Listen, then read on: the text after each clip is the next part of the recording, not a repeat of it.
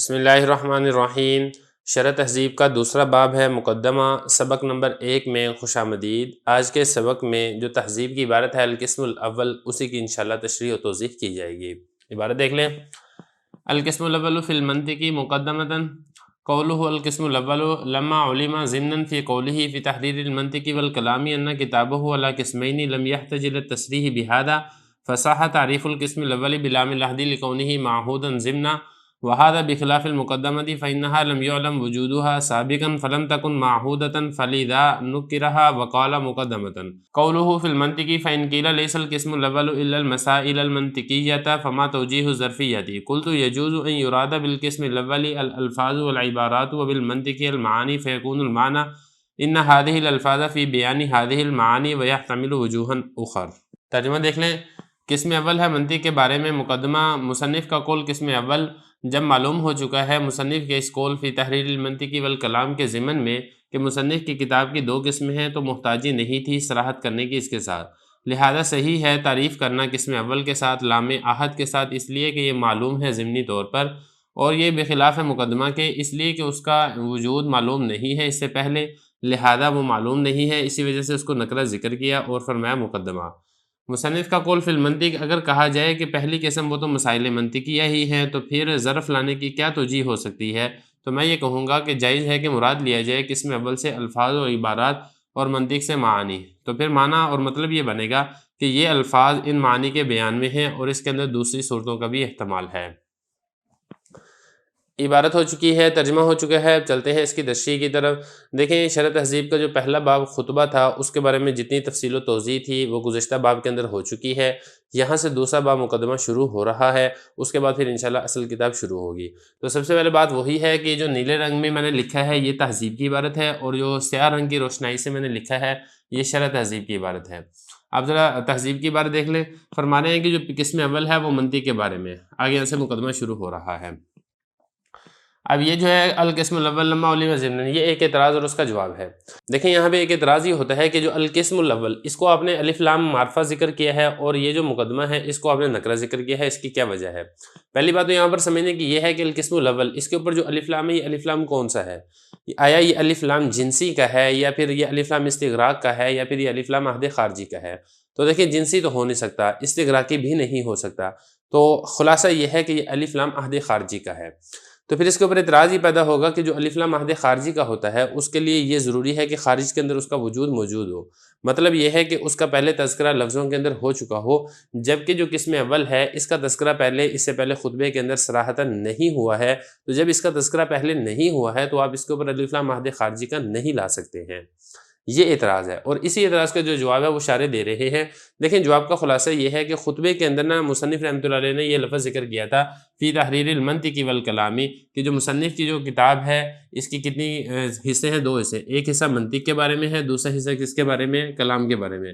تو دیکھیں ضمنی طور پر منطق کا تذکرہ ہو چکا ہے، صراحتاً اگرچہ نہیں ہوا ہے لیکن ضمنی طور پر ہو چکا ہے، اور عہد خارجی کا جو الف لام لے کر آتے ہیں اس کے لیے صرف ضمنی طور پر تذکرہ ہونا ہی یہ کافی ہے، اسی وجہ سے القسم کے اوپر جو الف لام ہے وہ عہد خارجی کا لے کر آئے ہیں۔ لیکن جو مقدمہ ہے اس کا تذکرہ نہ پہلے ضمنی طور پر ہوا ہے نہ پہلے صراحتاً ہوا ہے خطبے کے اندر، اسی وجہ سے اس کو الف لام ڈال کے معرفہ نہیں بنایا ہے بلکہ اس کو لے کر آئے ہیں نکرہ ذکر کیا ہے الف لام کے بغیر۔ یہ ہو گیا اعتراض اور اس کا جواب۔ اب ذرا عبارت دیکھ لیں۔ فرما رہے ہیں کہ مصنف کا قول القسم الاول جب اس سے پہلے معلوم ہو چکا ہے مصنف کے اس قول فی تحریر المنطق والکلام کے ضمن میں کیا بات معلوم ہو چکی ہے؟ نہ کتابہ علی قسمین، کہ مصنف کی کتاب کی 2 قسمیں۔ تو دیکھیں ضمنی طور پہ معلوم ہو چکا ہے کہ ایک قسم منطق میں ہے، ایک قسم کلام کے بارے میں ہے، تو لہذا محتاجی نہیں دی الی التصریح بہذا کہ صراحتاً منطق کا لفظ ذکر کیا جائے، اسی وجہ سے صرف اسی کی طرف اشارہ کر دیا ہے الف لام عہد خارجی لے کے آ کر۔ لہذا صحیح ہے قسم اول کو معرفہ لے کر آنا بلام العہدی الف لام عہد کے ساتھ، عہد سے مراد کون سا؟ عہد خارجی، لکونہ معہودہ اس لیے کہ یہ پہلے سے معہود یعنی معلوم ہے، ضمناً ضمنی طور پر۔ دیکھیں یہ والی عبارت ہے نا فی تحریر المنطق والکلام، اس کلام اس عبارت کے ضمن میں آپ کو واضح طور پہ معلوم ہو رہا ہے کہ اس کا جو ایک حصہ ہے وہ منطق کے اندر ہے۔ وہذا بخلاف المقدمہ، اور یہ جو ہے مقدمہ کے برخلاف ہے، کون سا؟ یہ القسم الاول۔ کیونکہ مقدمہ اس کا وجود اس سے پہلے ذکر ہوا ہی نہیں ہے، جب ذکر ہی نہیں ہوا ہے، نہ صراحتاً ہوا ہے نہ ضمناً ہوا ہے، لہذا اس کے وجود کا ہمیں علم ہی نہیں ہے۔ جب اس کے وجود کا ہمیں علم ہی نہیں ہے فلم تکن معہودہ، لہذا یہ معلوم بھی نہیں ہے، جب یہ معلوم بھی نہیں ہے تو لہذا اس کو نکرہ ذکر کیا گیا ہے۔ یہ تو ہو گیا پہلا اعتراض اور اس کا جواب القسم الاول پہ۔ وقال مقدمہ، اور کیا فرمایا؟ مقدمہ فرمایا۔ آگے دیکھیں فی المنطق، یہ جو ہے نا فی المنطق، یہاں پر ایک اور اعتراض اور اس کا جواب دیا جا رہا ہے۔ اعتراض سے پہلے آپ ایک چیز ضابطہ سمجھ لیں تاکہ بات سمجھنی آسان ہو جائے۔ دیکھیں جو فی ہے، فی حرف جر، یہ ظرف کے لیے آتا ہے، یہ بتاتا یہ ہے کہ اس کا ما بعد ظرف بنتا ہے ما قبل کے لیے، جس کے لیے ظرف بنتا ہے اس کو مظروف کہا جاتا ہے۔ اب تو گویا کہ دو لفظ ہو جائیں گے، ایک ہوگا ظرف اور ایک ہوگا مظروف۔ مظروف کیا ہوگا؟ ما قبل ہوگا فی کا، اور ظرف کیا ہوگا؟ ما بعد ہوگا۔ جیسا کہ میں مثال دیتا ہوں، زید فی الداری۔ اب یہ دیکھیں، یہ دو دار ہے یہ ظرف ہے، اور یہ جو زید ہے یہ مظروف ہے۔ یہ والی بات سمجھ میں آئے گی؟ اب اس کے بعد آپ نے یہاں پر یہ سمجھنا ہے کہ ظرف اور مظروف یہ غیر ہونا یہ ضروری ہے۔ مطلب یہ کہ جو مظروف ہے وہ کوئی اور چیز ہوگا، جو ظرف ہے وہ کوئی اور چیز ہوگا۔ ایسا نہیں ہو سکتا کہ ظرف بھی ایک ہو اور مظروف بھی وہی ہو، کیونکہ اگر ایسا ہوگا تو پھر ظرفیت الشیء الی نفسہ کی خرابی لازم آئے گی، اور کوئی چیز اپنی ہی ذات کے لیے ظرف نہیں بن سکتی ہے۔ یہ اصول دیکھیے ضابطہ ہے۔ اب جو معترض ہے، معترض اعتراض یہ کر رہا ہے صاحب تہذیب کے اوپر کہ دیکھیں آپ نے کہا القسم الاول، اب قسم اول سے کیا مراد ہے؟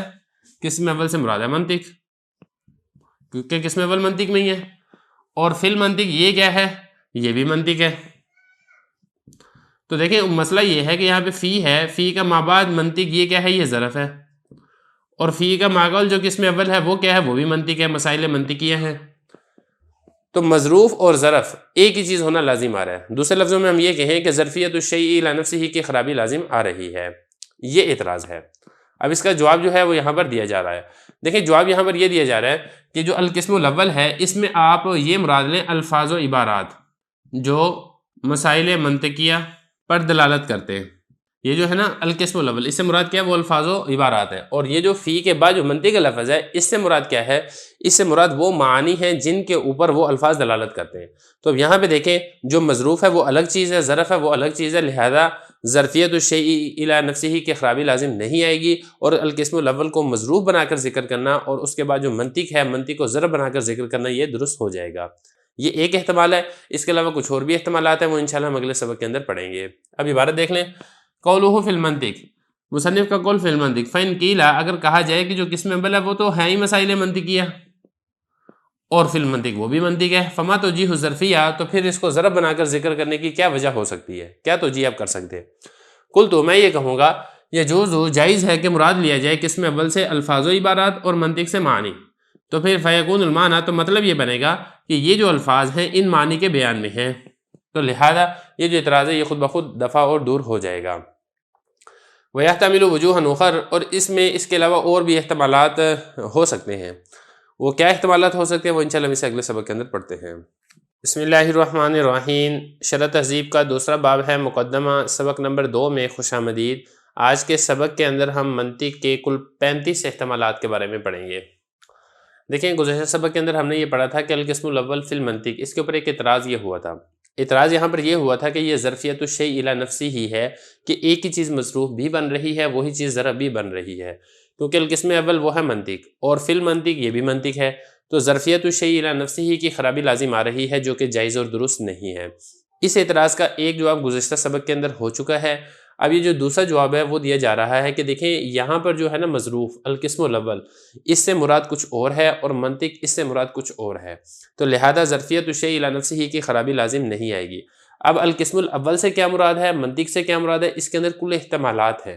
دیکھیں القسم الاول اس کے اندر کل 7 احتمالات ہیں، اور منطق اس کے اندر کل 5 احتمالات ہیں، تو لہذا جب آپ ان 7 کو 5 کے ساتھ ضرب دیں گے تو کل 35 صورتیں آپ کے سامنے حاصل ہوں گی جو کہ اس اعتراض کو دور کرنے کے لیے اختیار کی گئی ہیں۔ سب سے پہلے بات کر لیتے ہیں کہ القسم الاول سے مراد کون سے 7 احتمالات ہیں۔ دیکھیں ان میں سے پہلا احتمال تو یہ ہے کہ القسم الاول سے مراد صرف الفاظ ہوں، دوسرا احتمال یہ ہے کہ القسم الاول سے مراد صرف معانی ہوں، تیسرا احتمال یہ ہے کہ صرف نقوش ہوں۔ اب یہاں بھی آپ یہ سمجھ لیں کہ نقوش اور لفظ میں فرق کیا ہوتا ہے، بات پہلے بھی ہو چکی ہے لیکن یہاں پہ میں دہرا دیتا ہوں۔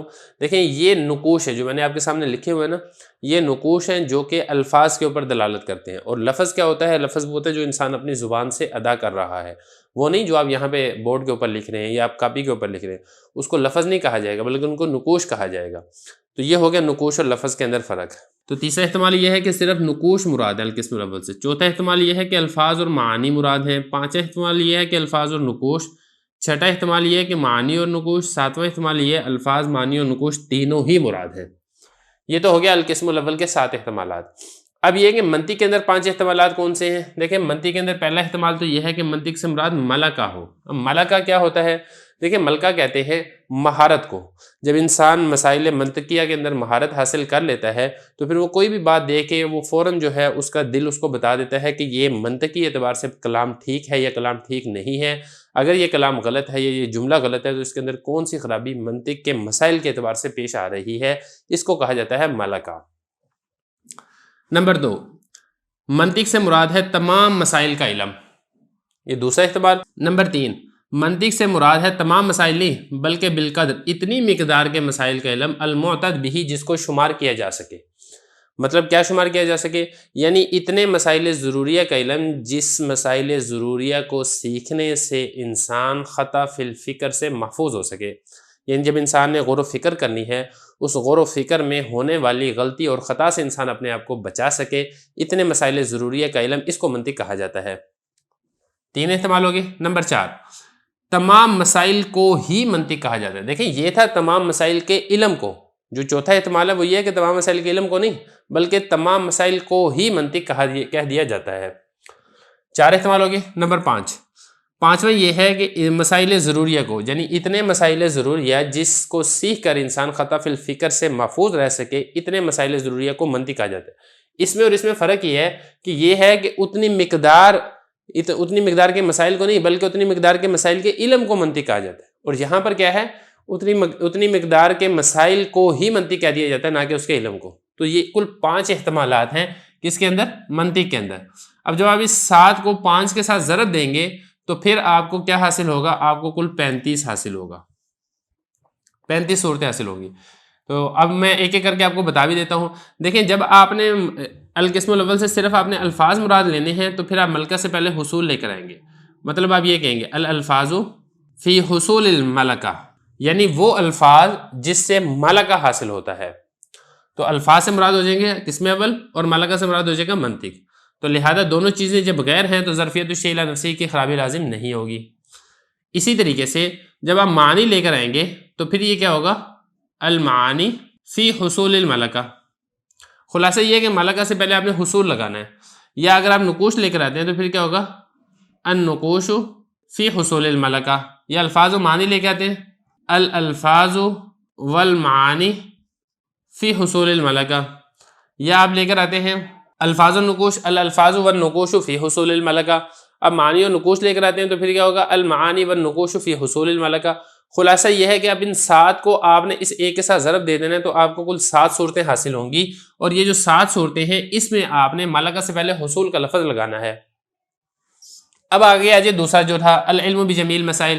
تو چونکہ جو علم ہے، علم کو حاصل کیا جاتا ہے، تو لہذا یہاں پر آپ نے حصول کا لفظ نہیں لگانا العلم سے پہلے بلکہ آپ نے تحصیل کا لفظ لگانا ہے، اور آپ نے یہ کہنا ہے الالفاظ فی تحصیل العلم بجمیع المسائل۔ یا اسی طریقے سے معنی ہے المعانی فی تحصیل العلم بجمیع المسائل، یا نقوش کہیں النقوش فی تحصیل العلم بجمیع المسائل۔ الفاظ و معنی کہیں الالفاظ والمعانی فی تحصیل العلم بجمیع المسائل۔ تو خلاصہ یہ ہے کہ جب آپ العلم بجمیع المسائل لے کر آئیں گے تو ان 7 صورتوں سے پہلے آپ نے لگانا ہے تحصیل کا لفظ۔ تو 7 کو آپ اس کے ساتھ ضرب دیں گے، 7 صورتیں آپ کو یہ حاصل ہو جائیں گی، 7 پہلے حاصل ہوئی تھی، 7 یہاں پر حاصل ہوگی۔ اسی طریقے سے اگر العلم بالقدر المعتد بھی ہے تو چونکہ یہاں پر بھی علم ہے لہذا اس سے پہلے آپ تحصیل لگائیں گے، اور آپ کیا کہیں گے؟ الالفاظ فی تحصیل العلم۔ یہاں پہ بس بجمیع تھا، یہاں پہ بجمیع نہیں ہوگا بلکہ کیا ہوگا؟ العلم بالقدر المعتد بھی، یہاں پر یہ آ جائے گا المعانی فی تحصیل العلم بالقدر المعتد بھی، النقوش فی تحصیل العلم بالقدر المعتد بھی، الالفاظ والنقوش فی تحصیل العلم بالقدر المعتد بھی۔ تو 7 صورتیں آپ کو یہاں پہ حاصل ہو جائیں گی، 7 یہاں پر حاصل ہوئی، 7 یہاں پر حاصل ہوئی، 14 ہوگی، 7 یہاں پر حاصل ہوگی، 21 ہوگی، ٹوٹل یہاں تک 21 ہو گئی ہیں۔ اب یہ جو نفس جمیع المسائل ہے، اس سے پہلے آپ نے جب یہ والے الفاظ لگانے ہیں تو اس سے پہلے آپ نے بیان لگانا ہے، کیونکہ جو مسائل ہوتا ہے ان کو بیان کیا جاتا ہے، ان کو حاصل نہیں کیا جاتا۔ تو مطلب کیا بنے گا؟ الالفاظ فی بیان نفس جمیع المسائل، اس طریقے سے، یا اسی طریقے سے المعانی فی بیان نفس جمیع المسائل، یا الالفاظ یا النقوش فی بیان نفس جمیع المسائل، الالفاظ والمعانی فی بیان نفس جمیع المسائل، یا اسی طریقے سے جمیع مسائل نہ ہو بلکہ کیا ہو؟ نفس القدر المعتد بھی ہو. تو اس صورت میں بھی آپ نے بیان کا لفظ لگانا ہے پہلے، الالفاظ فی بیان نفس القدر المعتد بھی، تو 7 یہاں تک ہوئی تھی، 7 یہاں تک ہو جائیں گی اور 7 یہاں تک ہو جائیں گی. تو یہ اس طریقے سے کل 35 صورتیں ہوں گی کہ مظروف الگ ہوگا، ظرف الگ ہوگا، تو لہذا ظرفیت الشیء الی نفسہ کی خرابی لازم نہیں آئے گی. تو مسئلہ آپ نے یہاں تک سمجھ لیا صحیح طریقے سے. اب ایک جو کتاب کی عبارت ہے اسی سے متعلق انشاءاللہ اس کو حل کرتے ہیں. بسم اللہ الرحمن الرحیم. شرح تہذیب کا دوسرا باب ہے مقدمہ، سبق نمبر 3 میں خوش آمدید. گزشتہ سبق کے اندر جو ہم نے 35 احتمالات پڑھے ہیں، آج کے سبق میں اسی سے متعلقہ عربی عبارت کو حل کریں گے. عبارت دیکھ لیں، ترجمہ کرتے ہیں اور آخر میں اس کی تشریح کرتے ہیں. وَالتَّفْصِيلُ أَنَّ الْقِسْمَ الْأَوَّلَ عِبَارَةٌ عَنْ أَحَدِ الْمَعَانِي السَّبْعَةِ إِمَّا الْأَلْفَاظِ أَوِ الْمَعَانِي أَوِ النُّقُوشِ أَوِ الْمُرَكَّبِ مِنَ الْاثْنَيْنِ أَوِ الثَّلَاثَةِ. وَالْمَنْطِقُ عِبَارَةٌ عَنْ أَحَدِ مَعَانٍ خَمْسَةٍ إِمَّا الْمَلَكَةُ أَوِ الْعِلْمُ بِجَمِيعِ الْمَسَائِلِ أَوْ بِقَدْرِ الْمُعْتَدِّ بِهِ الَّذِي يَحْصُلُ بِهِ الْعِصْمَةُ أَوْ نَفْسُ الْمَسَائِلِ جَمِيعًا أو نفس القدر المعتد به فيحصل من ملاحظة الخمسة مع السبعة 35 احتمالا يقدر في بعضها البيان وفي بعضها التحصيل وفي بعضها الحصول حيثما وجده العقل السليم مناسبا. ترجمہ دیکھ لیں. اور تفصیل یہ ہے کہ قسم اول وہ نام ہے 7 معنی میں سے کسی ایک کا، یا تو الفاظ ہے یا معنی ہے یا نقوش ہے، یا مرکب ہے 2 سے یا مرکب ہے 3 سے. اور منطق وہ نام ہے 5 معنی میں سے ایک کا، یا تو ملکہ ہے یا پھر تمام مسائل کے علم کا نام ہے، یا پھر اتنی مقدار کے علم کا نام ہے جن کو شمار کیا جا سکے جس سے حفاظت حاصل ہوتی ہو، یا نفس مسائل کا نام ہے تمام، یا پھر اتنی مقدار کے مسائل کا نام ہے جو شمار کیے جا سکتے ہوں. حاصل ہوتی ہے 5 کو 7 کے ساتھ لحاظ کرنے سے کل 35 احتمال مقدر مانا جائے گا، بعض میں بیان کو اور بعض میں تحصیل کو اور بعض میں حصول کو، جہاں کہیں عقل سلیم مناسب سمجھے. عبارت ہو چکی ہے، ترجمہ ہو چکا ہے. اب چلتے ہیں اس کی تشریح کی طرف. دیکھیں بات چل رہی تھی کہ اعتراض لازم ہو رہا تھا، القسم اول یہ بھی منطق ہے اور فی المنطق یہ بھی منطق ہے، تو یہاں پر تو ظرفیت الشیء الی نفسہ کی خرابی لازم آ رہی ہے. اسی خرابی کو دور کرنے کے لیے پھر ہم نے یہ کہا تھا کہ قسم اول سے الگ چیزیں مراد ہیں، منطق سے الگ چیزیں مراد ہیں. تو ایک اس کا جواب سبق نمبر 1 میں آ چکا تھا. پھر سبق نمبر 2 کے اندر ہم نے ان دونوں کے اندر کل 35 احتمال بنائے تھے، ایک کو دوسرے کے ساتھ ضرب دینے کے حوالے سے. مطلب ہم نے القسم الاول کے اندر کل 7 احتمال ذکر کیے تھے، منطق کے اندر ہم نے کل 5 احتمال ذکر کیے تھے. وہ کس ترتیب سے مکمل ضرب دی گئی تھی وہ ساری کی ساری تفصیل میں آپ کو گزشتہ سبق کے اندر بتا چکا ہوں. یہی والی بات حضرت یہاں پہ عبارت کے اندر بھی فرما رہے ہیں کہ تفصیل یہ ہے کہ جو قسم اول ہے، یعنی یہ جو لفظ لکھا ہوا نظر آ رہا ہے آپ کو القسم الاول، یہ نام ہے 7 معنی میں سے ایک معنی کا. یا تو یہ قسم اول سے مراد الفاظ ہیں، یا پھر قسم اول سے مراد معانی ہے، یا پھر قسم اول سے مراد نقوش ہے، یا پھر مرکب ہو 2 سے. 2 سے مرکب ہو کیا مطلب؟ یعنی یا تو الفاظ اور معانی سے مرکب ہے، یا پھر الفاظ اور نقوش سے مرکب ہے، یا پھر ہم کہیں کہ معانی اور نقوش سے مرکب ہیں، یا پھر مرکب ہوں گے 3 سے. 3 کا مطلب یہ ہے کہ الفاظ، معانی اور نقوش یہ تینوں ہی مراد ہیں قسم اول سے. اور جو منطق ہے، منطق نام ہے 5 معنی میں سے ایک معنی کا. اب وہ 5 معنی کون سے وہ آگے اسی کو ذکر کر رہے ہیں. ایک معنی ہے ملکہ، دوسرا معنی ہے علم بجمیع المسائل، تیسرا ہے علم بقدر المعتد بھی، یعنی اتنے مسائل کا علم جس سے انسان خطا فی الفکر سے محفوظ رہ سکے. یا پھر چوتھا نمبر یہ ہے کہ نفس مسائل، یعنی جو منطقی مسائل ہیں اسی کو ہی منطق کہا جاتا ہے. یا پانچواں یہ ہے کہ اتنے مسائل جس سے انسان خطا فی الفکر سے محفوظ رہ سکے، اتنے مسائل کا نام منطق ہے. تو کل منطق کے اندر یہ 5 احتمال میں سے ایک احتمال مراد ہوگا. تو جب آپ 5 کو 7 کے ساتھ ملاحظہ کریں گے، ملاحظہ کا مطلب یہاں پر کیا ہے؟ ضرب دیں گے، یعنی 5 ضرب 7، تو کل آپ کو کتنے احتمال حاصل ہوں گے؟ 35 احتمال حاصل ہوں گے. یہ بتا رہے ہیں 35 احتمالاً آپ کو حاصل ہو جائیں گے کل 35. 5 کہتے ہیں 5 کو اور 30 کہتے ہیں 30 کو. بعض کے اندر آپ بیان کو مقدر مانیں اور بعض کے اندر تحصیل کو اور بعض کے اندر حصول کو. دیکھیں جو میں نے آپ کو گزشتہ سبق کے اندر بتایا تھا، تحصیل نکالا تھا، وہاں پر تحصیل سے پہلے آپ حصول بھی نکال سکتے ہیں، دونوں میں کسی قسم کا کوئی خاص فرق نہیں ہے۔ حیث ما وجدہ العقل السلیم مناسبہ، عقل سلیم یعنی جو انسانی عقل ہے، آپ اپنے عقل سے تھوڑا سا غور و فکر کر لیں کون سا احتمال کس کے لیے زیادہ مناسب ہے، اب اس سے پہلے اسی احتمال کو مقدر مان سکتے ہیں، جیسا کہ میں نے گزشتہ سبق کے اندر ہر 5 کے اندر میں سے ہر ایک سے پہلے مختلف قسم کے احتمالات کو میں نے مرکب مانا ہے۔ بسم اللہ الرحمن الرحیم۔ شرح تہذیب کا دوسرا باب ہے مقدمہ، سبق نمبر 4 میں خوش آمدید۔ آج کے سبق میں ہم پڑھیں گے کہ مقدمہ کسے کہتے ہیں۔ عبارت دیکھ لیں، ترجمہ کرتے ہیں اور آخر میں تشریح کرتے ہیں۔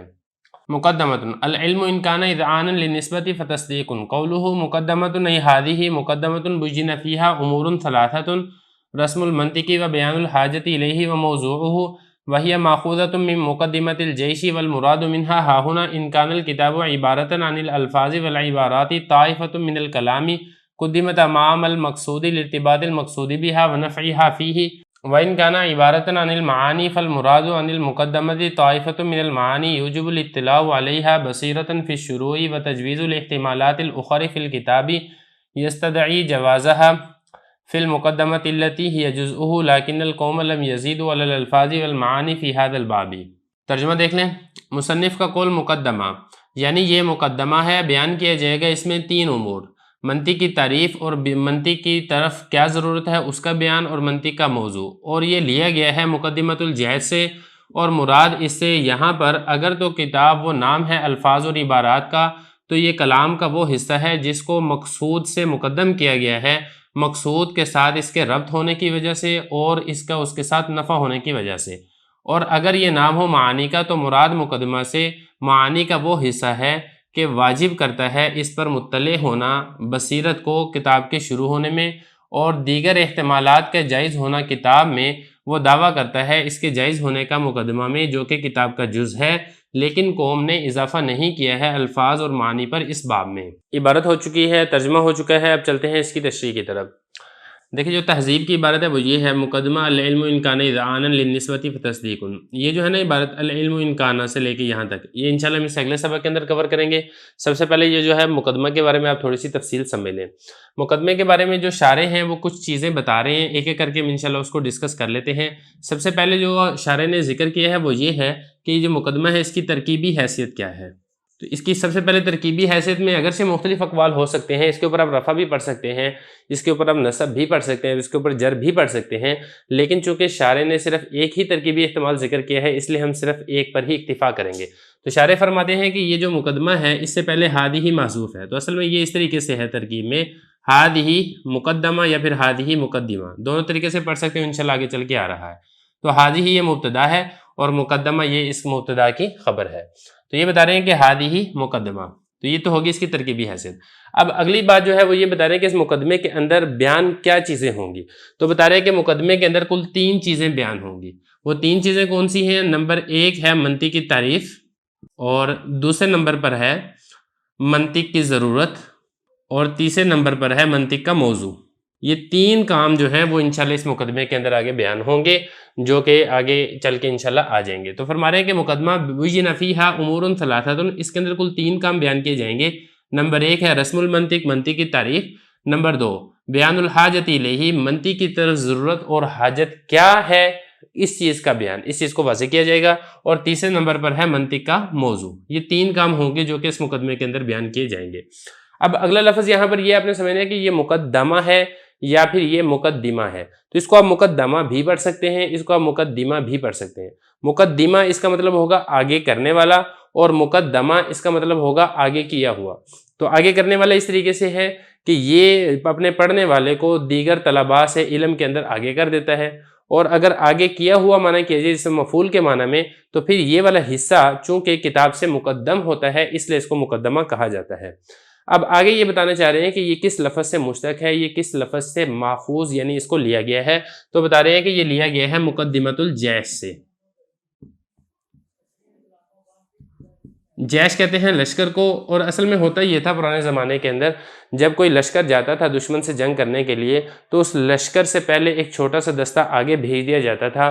وہ جو چھوٹا سا دستہ ہوتا تھا وہ ایک تو جاسوسی کیا کرتا تھا اور دوسرا یہ کہ وہ راستے وغیرہ کی نگہبانی کیا کرتا تھا تاکہ پیچھے سے لشکر آئے تو اس کو کسی قسم کا کوئی مسئلہ اور پریشانی نہ آئے. تو یہ مقدمۃ الجیش سے ہی یہ والا جو ایک کلام کا ایک حصہ ہے اس کو لے لیا جاتا ہے. اس میں ضروری اور اہم مضامین ذکر کیے جاتے ہیں اور اس کو کتاب سے مقدم کر دیا جاتا ہے, اس لیے اس کو مقدمہ یا پھر مقدمہ کہہ دیا جاتا ہے. یہ بتا رہے ہیں وہی مأخوذۃ من مقدمۃ الجیش, اور یہ لیا گیا ہے مقدمۃ الجیش سے. والمراد منہا, اب یہاں پہ بتانا یہ چاہ رہے ہیں کہ مقدمے سے مراد کیا ہے. دیکھیں کتاب کے اندر کتاب کے بارے میں ہم نے کل 7 احتمالات پڑھے تھے, لیکن جو مقدمہ ہے مقدمے کے بارے میں ہم 7 احتمالات پر بحث نہیں کریں گے. آپ صرف اور صرف ہم 2 احتمالات پر بحث کر لیتے ہیں. سب سے پہلے نمبر پر ہم بات کر لیتے ہیں کہ کتاب سے مراد ہو الفاظ و عبارات. اگر تو کتاب سے مراد, کیونکہ جو ہم نے پڑھے تھے نا 7 احتمال, اس میں سے ایک احتمال یہی تھا. ان 7 کو ہم نے 5 سے ضرب دی تھی تو کل 35 صورتیں حاصل ہوئی تھی, جیسا کہ میں نے آپ کو سبق نمبر 2 اور 3 کے اندر تفصیل سے بتایا ہے. تو اگر کتاب سے مراد ہے الفاظ و عبارات تو پھر مقدمے سے بھی مراد یہی الفاظ و عبارات ہی ہوں گی. اور یہ والے جو الفاظ و عبارات ہیں مقدمے کے اندر, یہ ہے تو اصل اسی کتاب کا ہی حصہ اور اس کا ربط کتاب کے ساتھ ہی ہے, لیکن اس کو نفس کتاب سے مقدم کر دیا جاتا ہے. کیوں مقدم کیا جاتا ہے؟ اس لیے کہ ان الفاظ و عبارات کا کتاب کے الفاظ و عبارات کے ساتھ ایک ربط ہوتا ہے, اور جو کتاب کے الفاظ و عبارات ہیں اس کا نفع انہی الفاظ و عبارات سے حاصل ہوتا ہے. اب ذرا دیکھیں اس کو. والمراد منہا, مراد اس سے اگر تو کتاب نام ہو الفاظ و عبارات کا تو پھر یہاں پر مراد کیا ہوگا؟ کلام کا وہ حصہ ہے, یعنی وہ الفاظ و عبارات ہیں مقدمے سے مراد جس کو مقدم کیا گیا ہے. کس سے مقدم کیا گیا ہے؟ کتاب سے مقدم کیا گیا ہے. امام المقصودی, یعنی جو مقصودی مضامین ہے کتاب کے اس سے امام یعنی آگے کیا گیا ہے. لارتباط المقصودی, اس لیے کہ ربط ہے مقصود کا بہا اس کے ساتھ. مقصود کیا ہے؟ مقصود سے مراد ہے کتاب کے مسائل و مضامین, بہا اس کے ساتھ. کس کے ساتھ؟ یعنی یہ وہ الفاظ و عبارات جو مقدمے میں ہیں, یعنی کتاب کے جو الفاظ و عبارات ہیں ان کا جو ربط ہے وہ مقدمے کے الفاظ و عبارات کے ساتھ ہے, اور جو کتاب کا نفع ہے وہ اس مقدمے کے الفاظ و عبارات کے ساتھ حاصل ہوتا ہے. یہ تو تب ہے جب آپ نے مراد لیا ہو کتاب سے الفاظ و عبارات, اور اگر آپ کتاب سے مراد لیتے ہیں معانی تو پھر اس سے کیا مراد ہوگا؟ تو مقدمے سے بھی مراد ہی معانی ہوگا, یعنی یہ وہی معانی کا ایک ٹکڑا ہوگا جو کتاب کے معنی ہے, یہ بھی اسی طریقے سے معنی ہے, لیکن اس معنی کا اس معنی کے ساتھ ربط ہے. فرما رہے ہیں وَإِنْ كَانَ عِبَارَةً عَنِ الْمَعَانِي, اور اگر وہ نام ہو معنی سے. کون وہ؟ کتاب, یعنی جو کتاب کے مسائل ہیں وہ اگر اس سے مطلب کیا ہے؟ معانی ہے, تو پھر مراد مقدمے سے کیا ہوگا؟ معنی کا ایک ایسا حصہ ہوگا کہ کتاب کو علی وجہ البصیرت اگر آپ پڑھنا چاہتے ہیں, صحیح طریقے سے اس کو سمجھنا چاہتے ہیں, سیکھنا چاہتے ہیں, تو آپ کتاب کے معانی سے پہلے ان معانی پر واقفیت حاصل کر لیں, ان معانی پر اطلاع پا لیں. جب آپ ان معانی پر اطلاع پا لیں گے, ان معانی سے واقفیت حاصل کر لیں گے, تو پھر جو کتاب کے معانی ہیں ان کو سمجھنا علی وجہ البصیرت یہ ممکن ہو جائے گا. یہ فرما رہے ہیں کہ مراد پھر مقدمے سے کہ معانی کا وہ حصہ ہوگا کہ واجب کرتا ہے اطلاع علیہا, یعنی اس کے اوپر مطلع ہونا. کس کے اوپر مطلع ہونا؟ مقدمے کے معانی پر مطلع ہونا واجب کرتا ہے. کس چیز کو واجب کرتا ہے؟ کتاب کے مضامین کو علی وجہ البصیرت شروع کرنے کے اندر صحیح طریقے سے اگر آپ کتاب کے مضامین کو سمجھنا چاہتے ہیں تو پھر آپ جو مقدمے کے معانی ہے اس پر آپ پہلے اطلاع حاصل کر لیں. وتجویز الاحتمالات الاخر فی الکتاب یستدعی جوازا. اگلا مسئلہ دیکھیں, جو ہم نے اس سے پہلے سبق کے اندر میں نے آپ کو بتایا تھا کہ کتاب کے بارے میں کل 7 احتمالات بن سکتے ہیں. ان 7 احتمالات میں سے 2 احتمالات آگے ہیں یہ والے, ایک الفاظ و عبارات ہے اور دوسرا کیا ہے؟ معانی ہے. تو یہاں پر بھی میں نے آپ کو یہی بتایا تھا کہ اگر مراد یہاں پہ الفاظ و عبارات ہے تو مقدمے سے بھی مراد الفاظ و عبارات ہیں, اگر کتاب سے مراد معانی ہے تو مقدمے سے بھی مراد معانی ہی ہیں. تو یہاں پر سوال یہ پیدا ہوتا ہے کہ جو باقی 5 احتمالات ہیں تو وہ یہاں پر کیوں نہیں ہیں؟ تو اگر 5 احتمال کتاب کے اندر درست ہیں تو پھر وہی 5 احتمالات یہاں پر بھی جائز ہونے چاہیے. تو یہ حضرت فرما رہے ہیں کہ وتجویز الاحتمالات الاخر, جو باقی احتمالات ہیں ان کا جائز ہونا کتاب میں وہ تقاضا کرتا ہے ان باقی احتمالات کے جائز ہونے کا مقدمے میں بھی, التی ہی جزءہ, وہ مقدمہ جو کہ کتاب کا جز ہے. تو جو احتمالات 7 کے 7 احتمالات کتاب کے اندر ہیں وہی 7 کے 7 احتمالات مقدمے کے اندر بھی ہونے چاہیے. لیکن مقدمے کے اندر آپ نے صرف 2 احتمالات ذکر کیے ہیں, ایک الفاظ و عبارات کو ذکر کیا ہے, دوسرا آپ نے معنی کو ذکر کیا ہے. تو حضرت فرما رہے ہیں کہ دیکھیں اس کی وجہ یہ ہے کہ جو قوم ہے یعنی جو مناطقہ ہیں انہوں نے مقدمے کے اندر صرف یہی 2 احتمالات ہی ذکر کیے ہیں، اس سے زیادہ اضافہ نہیں کیا ہے، اس لیے ہم بھی انہی 2 کے اوپر ہی اکتفا کرتے ہیں، جو باقی احتمالات ہیں ان کو ہم مقدمے کے اندر شمار نہیں کرتے ہیں۔ فرمانے لیکن القوم، لیکن جو قوم ہے انہوں نے اضافہ نہیں کیا ہے الفاظ اور معانی کا اس باب، یعنی جو مقدمہ ہے وہ صرف الفاظ اور معانی مراد لیتے ہیں، یا الفاظ و عبارات یا پھر معانی، اس کے علاوہ باقی احتمالات مقدمے کے اندر مراد نہیں لیتے ہیں، اس لیے ہم نے بھی یہاں پر انہی 2 کو ہی ذکر کیا ہے۔ بسم اللہ الرحمن الرحیم۔ شرح تہذیب کا دوسرا باب ہے مقدمہ، سبق نمبر 5 میں خوش آمدید۔ آج کے سبق کے اندر ہم علم کی 2 قسمیں تصور اور تصدیق کے بارے میں پڑھیں گے۔ عبارت دیکھ لیں، ترجمہ کرتے ہیں اور آخر میں اس کی تشریح کرتے ہیں۔ مقدمہ: العلم ان کان اذعانا للنسبۃ فتصدیق والا فتصور۔ قولہ العلم هو الصورة الحاصلة من الشيء عند العقل، والمصنف لم يتعرض لتعریفه اما للاکتفاء بالتصور بوجہ ما في مقام التقسیم، وإما لأن تعريف العلم مشهور مستفيض، وإما لأن العلم بديهي التصور على ما قيل۔ قوله إن كان إذعانا للنسبة أي اعتقادا بالنسبة الخبرية الثبوتية كالإذعان بأن زيدا قائم، أو السلبية كالاعتقاد بأنه ليس بقائم، فقد اختار مذهب الحكماء حيث جعل التصديق نفس الإذعان والحكم دون المجموع المركب منه ومن تصور الطرفين كما زعمه الإمام الرازي، واختار مذهب القدماء حيث جعل متعلق الإذعان والحكم الذي هو جزء أخير للقضية هو النسبة الخبرية الثبوتية، والسلبية لا وقوع النسبة الثبوتية التقييدية أو لا وقوعها، إذ المصنف سيشير إلى تثليث أجزاء القضية في مباحث القضايا۔ قوله وإلا فتصور سواء كان إدراكا لأمر واحد كتصور زيد، أو لأمور متعددة بدون النسبة كتصور زيد وعمر، أو مع نسبة غير تامة لا يصح السكوت عليها كتصور غلام زيد، أو تامة إنشائية كتصور إضرب، أو خبرية مدركة بإدراك غير إذعاني كما في صورة التخجيل والشك والوهم۔ ترجمہ دیکھ لیں۔ علم اگر اعتقاد ہے نسبت کا تو تصدیق ہے، وگرنہ وہ تصور ہے۔ مصنف کا قول علم وہ ایسی صورت ہے جو کہ حاصل ہوتی ہے کسی چیز کی عقل کے نزدیک، اور مصنف رحمۃ اللہ علیہ درپے نہیں ہوئے ہیں علم کی تعریف کے، یا تو اکتفا کرتے ہوئے اس کے بوجہ ما تصور پر تقسیم کی جگہ میں، یا پھر اس وجہ سے کہ علم کی تعریف وہ مشہور و معروف ہے، یا پھر اس وجہ سے کہ علم کا تصور وہ بالکل واضح ہے جیسا کہ کہا گیا ہے۔ مصنف کا قول ان کان اذعانا للنسبۃ، اذعان کا مطلب ہے اعتقاد ہونا نسبت خبریہ کا جو کہ ثابت ہو، جیسا کہ اس بات کا ظن غالب ہو کہ زید کھڑا ہے، یا پھر سلبیہ کا اعتقاد ہو، بئی طور کے اعتقاد ہو کہ زید کھڑا نہیں ہے۔ مصنف رحمۃ اللہ علیہ نے حکماء کے مذہب کو اختیار کیا ہے، بئی طور کے تصدیق کو نفس اذعان اور حکم قرار دیا ہے، نہ کہ مجموعہ مرکب کو جو اس سے ہو، اور طرفین کے تصور سے، جیسا کہ امام رازی رحمہ اللہ تعالیٰ نے گمان کیا ہے اور اختیار کیا ہے قدماء کے مذہب کو بئی طور کے اذعان اور حکم کا متعلق وہ جزء اخیر بنایا ہے جو کہ قضیہ کا ہے، اور وہ نسبت خبریہ ثبوتیہ ہوتی ہے یا سلبیہ ہوتی ہے، نہ کہ وقوع نسبت ثبوتیہ تقییدیہ یا پھر لا وقوع نسبت ثبوتیہ تقییدیہ۔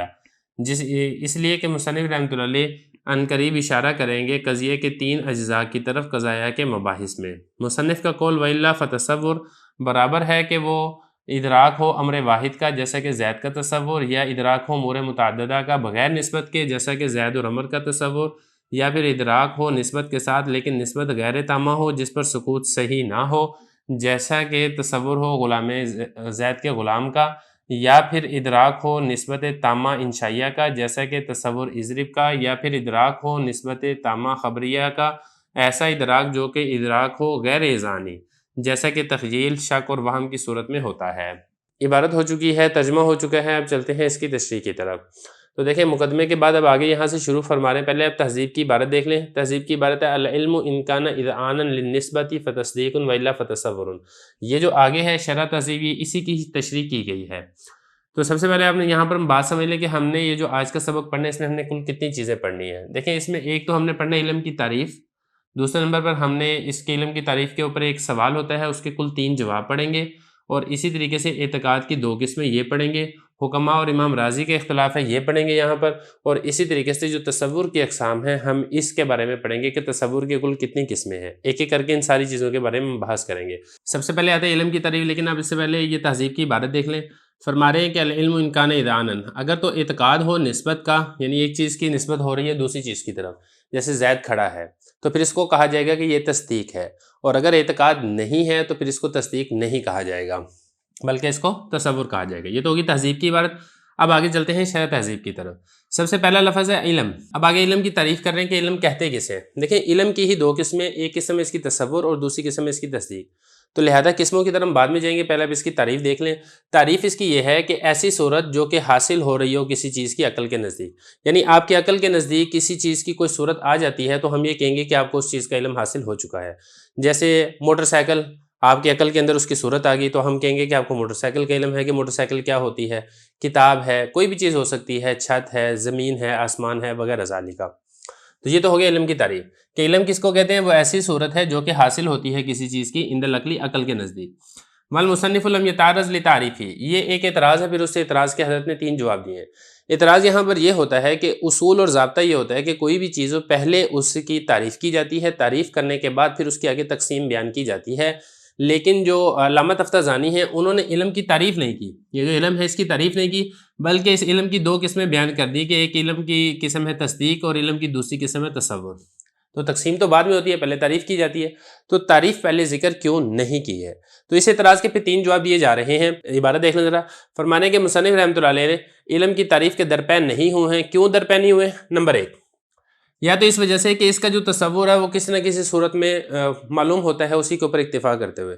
دیکھیں کوئی بھی آدمی ہے اس کو کم از کم اتنا معلوم ہوتا ہے کہ علم اور جہالت ایک دوسرے کی ضد ہے، جہالت کہتے ہیں عدم علم کو اور علم کہتے ہیں کسی چیز کے دانستن یعنی جاننے کو، تو کچھ نہ کچھ تصور ہوتا ہے، تو کچھ نہ کچھ تصور کا معلوم ہونا یہ کافی ہوتا ہے، بالکل تفصیل کے ساتھ تعریف کرنا ضروری نہیں ہوتا ہے۔ اگر آپ کو کسی چیز کا کچھ نہ کچھ تصور حاصل ہے تو آپ اس کے آگے تقسیم بیان کر سکتے ہیں۔ تو ایک جواب یہ دیا۔ نمبر 2، دوسرا جواب یہ دیا کہ جو علم کی تعریف ہے وہ تو مشہور ہے، مشہور و معروف ہے۔ دیکھیں جو معنی مشہور کا وہی معنی مستفیض کا، کوئی اس کے اندر فرق نہیں ہے کہ علم کی تعریف مشہور ہونے کی وجہ سے ہر بچہ علم کی تعریف جانتا ہے، مشہور و معروف تعریف ہے، تو اس لیے اس کی شہرت کے اوپر اکتفا کرتے ہوئے اس کی تعریف یہاں پر ذکر نہیں کی ہے۔ 2 جواب ہو گئے۔ نمبر 3، تیسرا جواب یہاں پر، یہ دوسرا جواب تھا یہ والا مشہور مستفیض۔ تیسرا جواب یہ دیا گیا کہ دیکھیں جو علم ہے، علم کا جو تصور ہے وہ بالکل بدیہی اور واضح ہے، یعنی اس کے اندر کوئی کسی قسم کا کوئی خفا اور کسی قسم کی کوئی پوشیدگی نہیں ہے، تو اس کا تصور بالکل واضح ہونے کی وجہ سے یہاں پر اس کی تعریف ذکر نہیں کی ہے، بلکہ براہ راست اس کی قسمیں بیان کرنا شروع کر دی ہیں۔ تو بہرحال یہ تو ہوگی علم کی تعریف، اور پھر علم کی تعریف کیوں نہیں کی تھی علامہ تفتازانی نے، اس کے 3 جواب یہاں تک مکمل ہو چکے ہیں۔ قولہ ان کان اذعانا للنسبۃ، پہلی بات تو اب یہاں پر یہ سمجھے کہ علم کی تعریف ہو چکی ہے، سوال کے 3 جواب وہ بھی ہو چکے ہیں، اب یہاں سے اعتقاد کی 2 قسمیں یہ بیان کی جا رہی ہیں۔ دیکھیں جو تصدیق ہے، پہلی بات اب یہاں پر یہ سمجھے کہ یہ خبر ہوتی ہے، اور پھر خبر کے اندر 2 قسمیں ہوتی ہیں، ایک خبر کے اندر یا تو ثبوت ہوتا ہے یا پھر خبر کے اندر سلب ہوتا ہے۔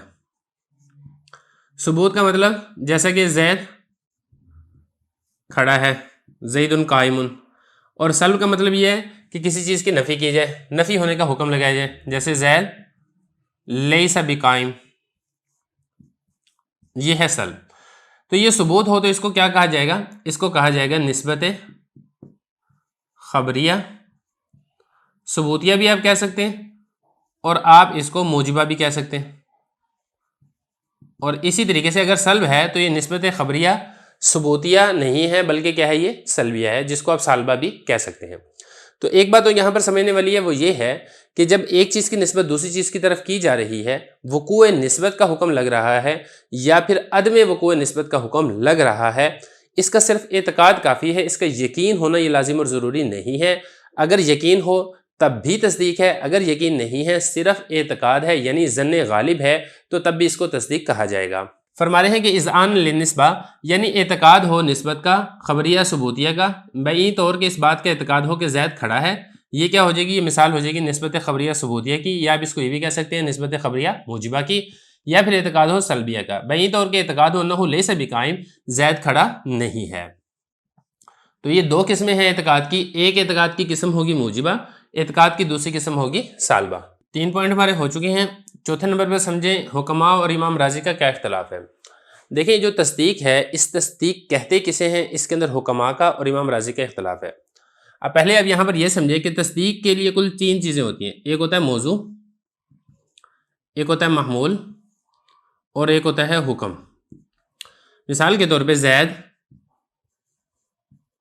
کھڑا ہے، اب زید موضوع ہے اور کھڑا یہ محمول ہے اور حکم ہے۔ اب سوال یہاں پر یہ پیدا ہوتا ہے کہ اس میں سے تصدیق کیا ہے؟ حکماء یہ کہتے ہیں کہ موضوع اور محمول، یعنی موضوع کا تصور اور محمول کا تصور، یہ تصدیق کے لیے شرط ہیں، یعنی یہ تصدیق کا جز نہیں ہے، اور تصدیق صرف حکم کا نام ہے۔ جیسا کہ یہاں پہ حکم لگ رہا ہے ہونے کا، یا اسی طریقے سے اگر کھڑا نہیں ہے تو نہ ہونے کا حکم لگ رہا تھا، تو تصدیق نام ہے صرف اور صرف حکم کا۔ جبکہ امام راضی رحمۃ اللہ علیہ فرماتے ہیں کہ نہیں، جو تصدیق ہے یہ موضوع، محمول اور حکم ان تینوں کے مجموعے کا نام ہے۔ تو یہ اس اعتبار سے فرق ہوگا کہ حکماء یہ کہتے ہیں کہ موضوع اور محمول یہ تصدیق کے لیے شرط ہیں، امام راضی فرماتے ہیں کہ نہیں، تصدیق کے لیے جز ہیں۔ حکماء یہ کہتے ہیں کہ جو تصدیق ہے وہ صرف حکم کا نام ہے، امام راضی کہتے ہیں کہ نہیں، تصدیق کے لیے جو حکم ہے وہ صرف اس کے ایک حصے کا نام ہے، تصدیق کے مکمل تصدیق کا نام نہیں ہے۔ اب یہاں پہ دیکھیں ذرا، فرما رہے ہیں کہ علامہ تفتزانی نے حکماء کے مذہب کو اختیار کیا ہے بئیں طور کے، انہوں نے تصدیق کو نفس اذعان اور حکم قرار دیا ہے۔ کہ تصدیق کہتے ہیں اعتقاد ہوا آپ کو کسی چیز کے ہونے کا یا کسی چیز کے نہ ہونے کا، یعنی آپ حکم لگائیں ہونے کا یا پھر نہ ہونے کا۔ مجموعہ مرکب اور تصور طرفین، اس کا نام تصدیق نہیں ہے، جیسا کہ گمان کیا ہے امام راضی رحمۃ اللہ علیہ نے۔ 4 پوائنٹ ہمارے ہو چکے ہیں۔ 5واں پوائنٹ ہم نے سمجھنا ہے کہ متقدمین کا اور متاخرین کا کیا اختلاف ہے۔ دیکھیں بات چل رہی ہے تصدیق کی، تصدیق کے بارے میں ہم نے یہ سمجھا کہ موضوع، محمول یہ ہے تصدیق کے لیے شرط، اور اسی طریقے سے نسبت حکمیہ یا حکم آپ کہہ لیں، یہ اس کا نام ہے تصدیق۔ تو کل 3 چیزیں ہوتی ہیں جن سے مل کر ایک تصدیق تیار ہوتی ہے۔ اب اختلاف ہے اس بارے میں یہ متقدمین کا اور متاخرین کا۔ متقدمین یہ کہتے ہیں کہ دیکھیں یہ 3 چیزیں ہی ہیں جس سے ایک تصدیق تیار ہو جاتی ہے، لیکن متاخرین کہتے ہیں کہ نہیں، 3 چیزیں نہیں ہیں، ایک چوتھی چیز بھی ہے۔ چوتھی چیز کیا ہے؟ وہ ہے وقوع نسبت تقییدیہ، اور اسی طریقے سے لا وقوع نسبت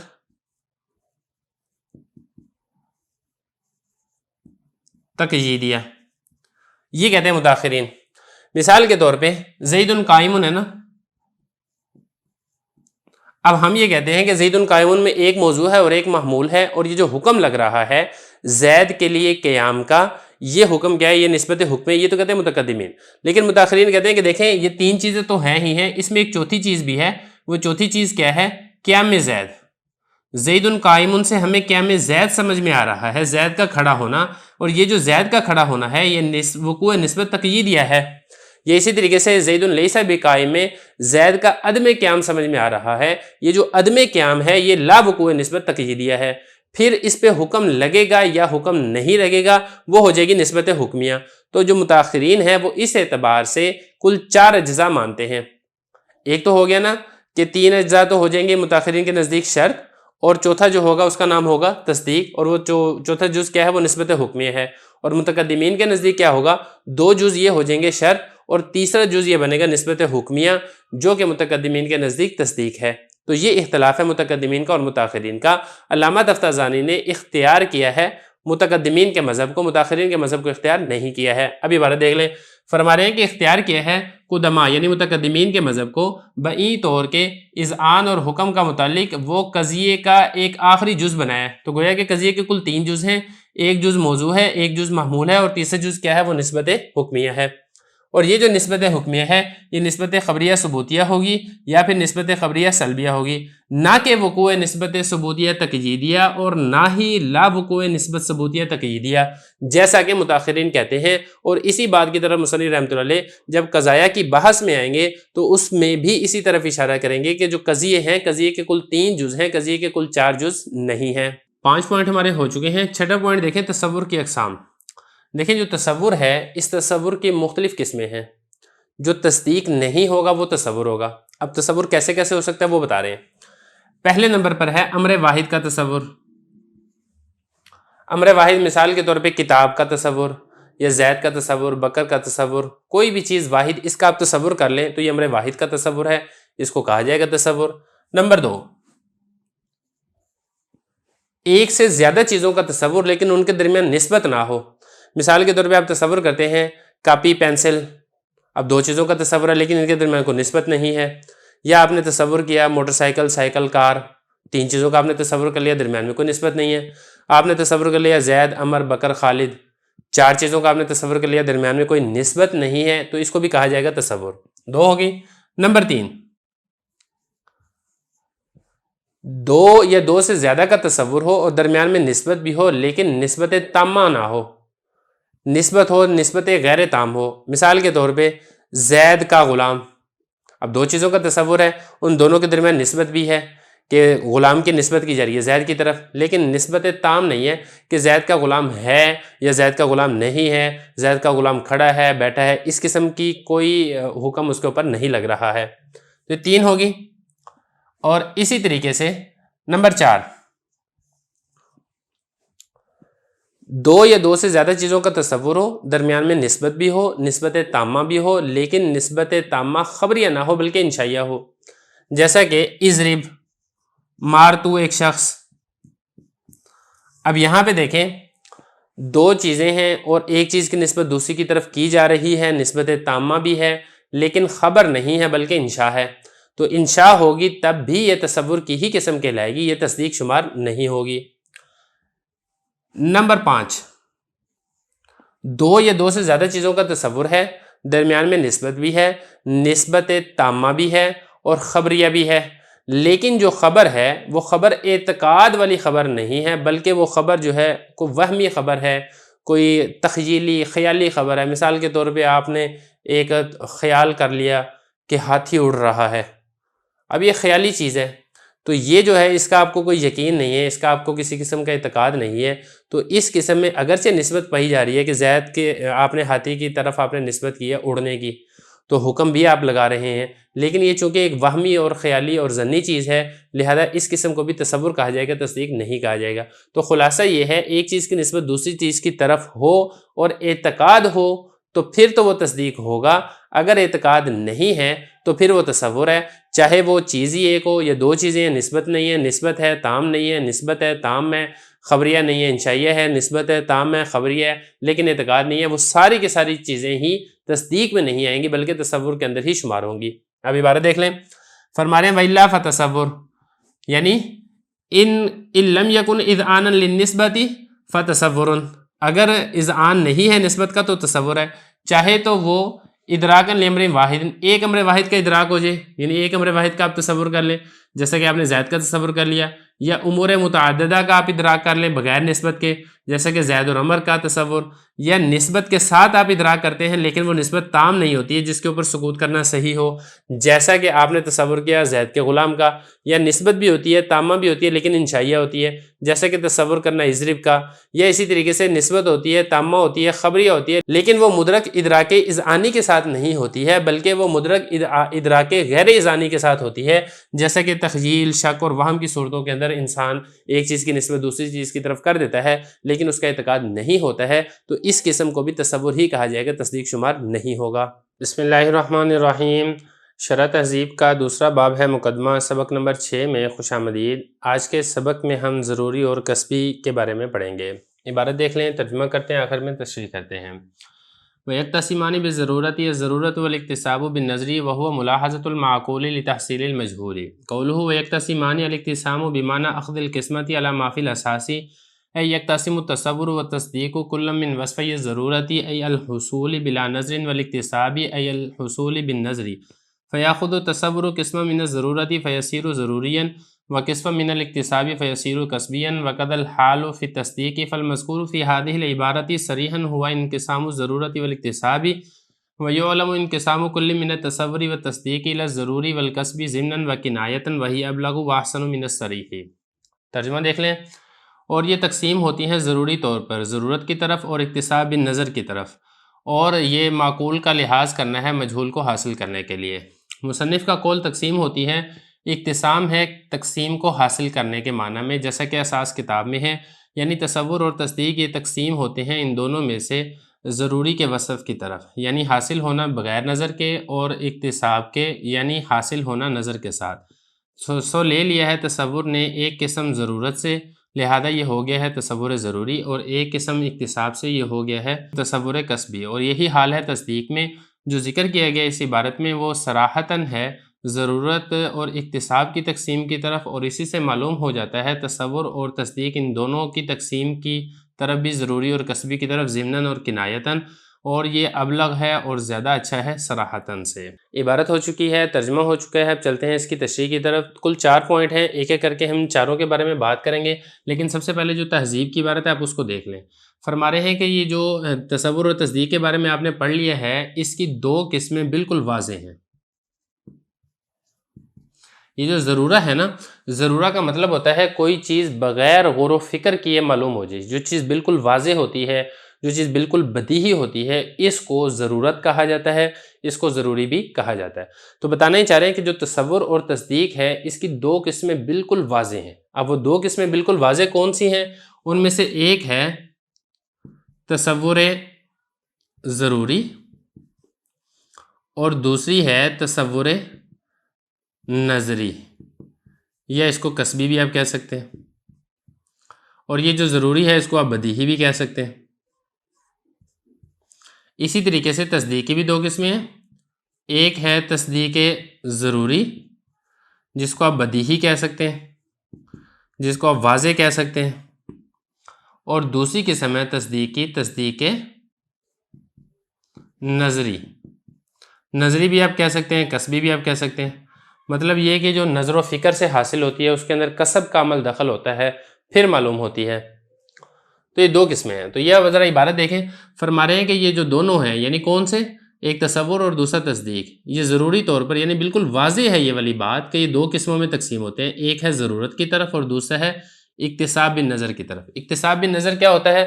مطلب یہ کہ غور و فکر سے کوئی چیز حاصل کرنا، کسب سے، محنت کر کے، کوشش کر کے، مجاہدہ برداشت کر کے پھر آپ کوئی چیز حاصل کرتے ہیں، اس کو کہا جاتا ہے قصبی کہتے ہیں۔ اکتساب بالنظر آپ کہہ لیں، آپ اس کو نظری کہہ لیں، آپ کوئی بھی لفظ اس کو دے سکتے ہیں۔ یہ آگے وہی والی بات بتا رہے ہیں، فرما رہے ہیں کہ معقولی چیز کا اعتبار کر کے مجہول چیز کو حاصل کرنا، صغرا کبرا ملا کر ایک آپ کوئی نتیجہ حاصل کرتے ہیں۔ معلوم تصدیقات کی مدد سے آپ نامعلوم تصدیق کو معلوم کرتے ہیں، یا اسی طریقے سے معلوم تصورات کی مدد سے آپ نامعلوم تصور کو معلوم کرتے ہیں۔ تو یہ اس کا مطلب ہے کہ معقول چیز کا ملاحظہ کر کے، اس کو دیکھ کے، اس کا لحاظ کر کے، اس کا خیال کر کے پھر آپ مجہول چیز کو حاصل کرتے ہیں۔ اس کو کہا جاتا ہے قصبی، اس کو کہا جاتا ہے نظری، اس کو کہا جاتا ہے اکتساب نظر۔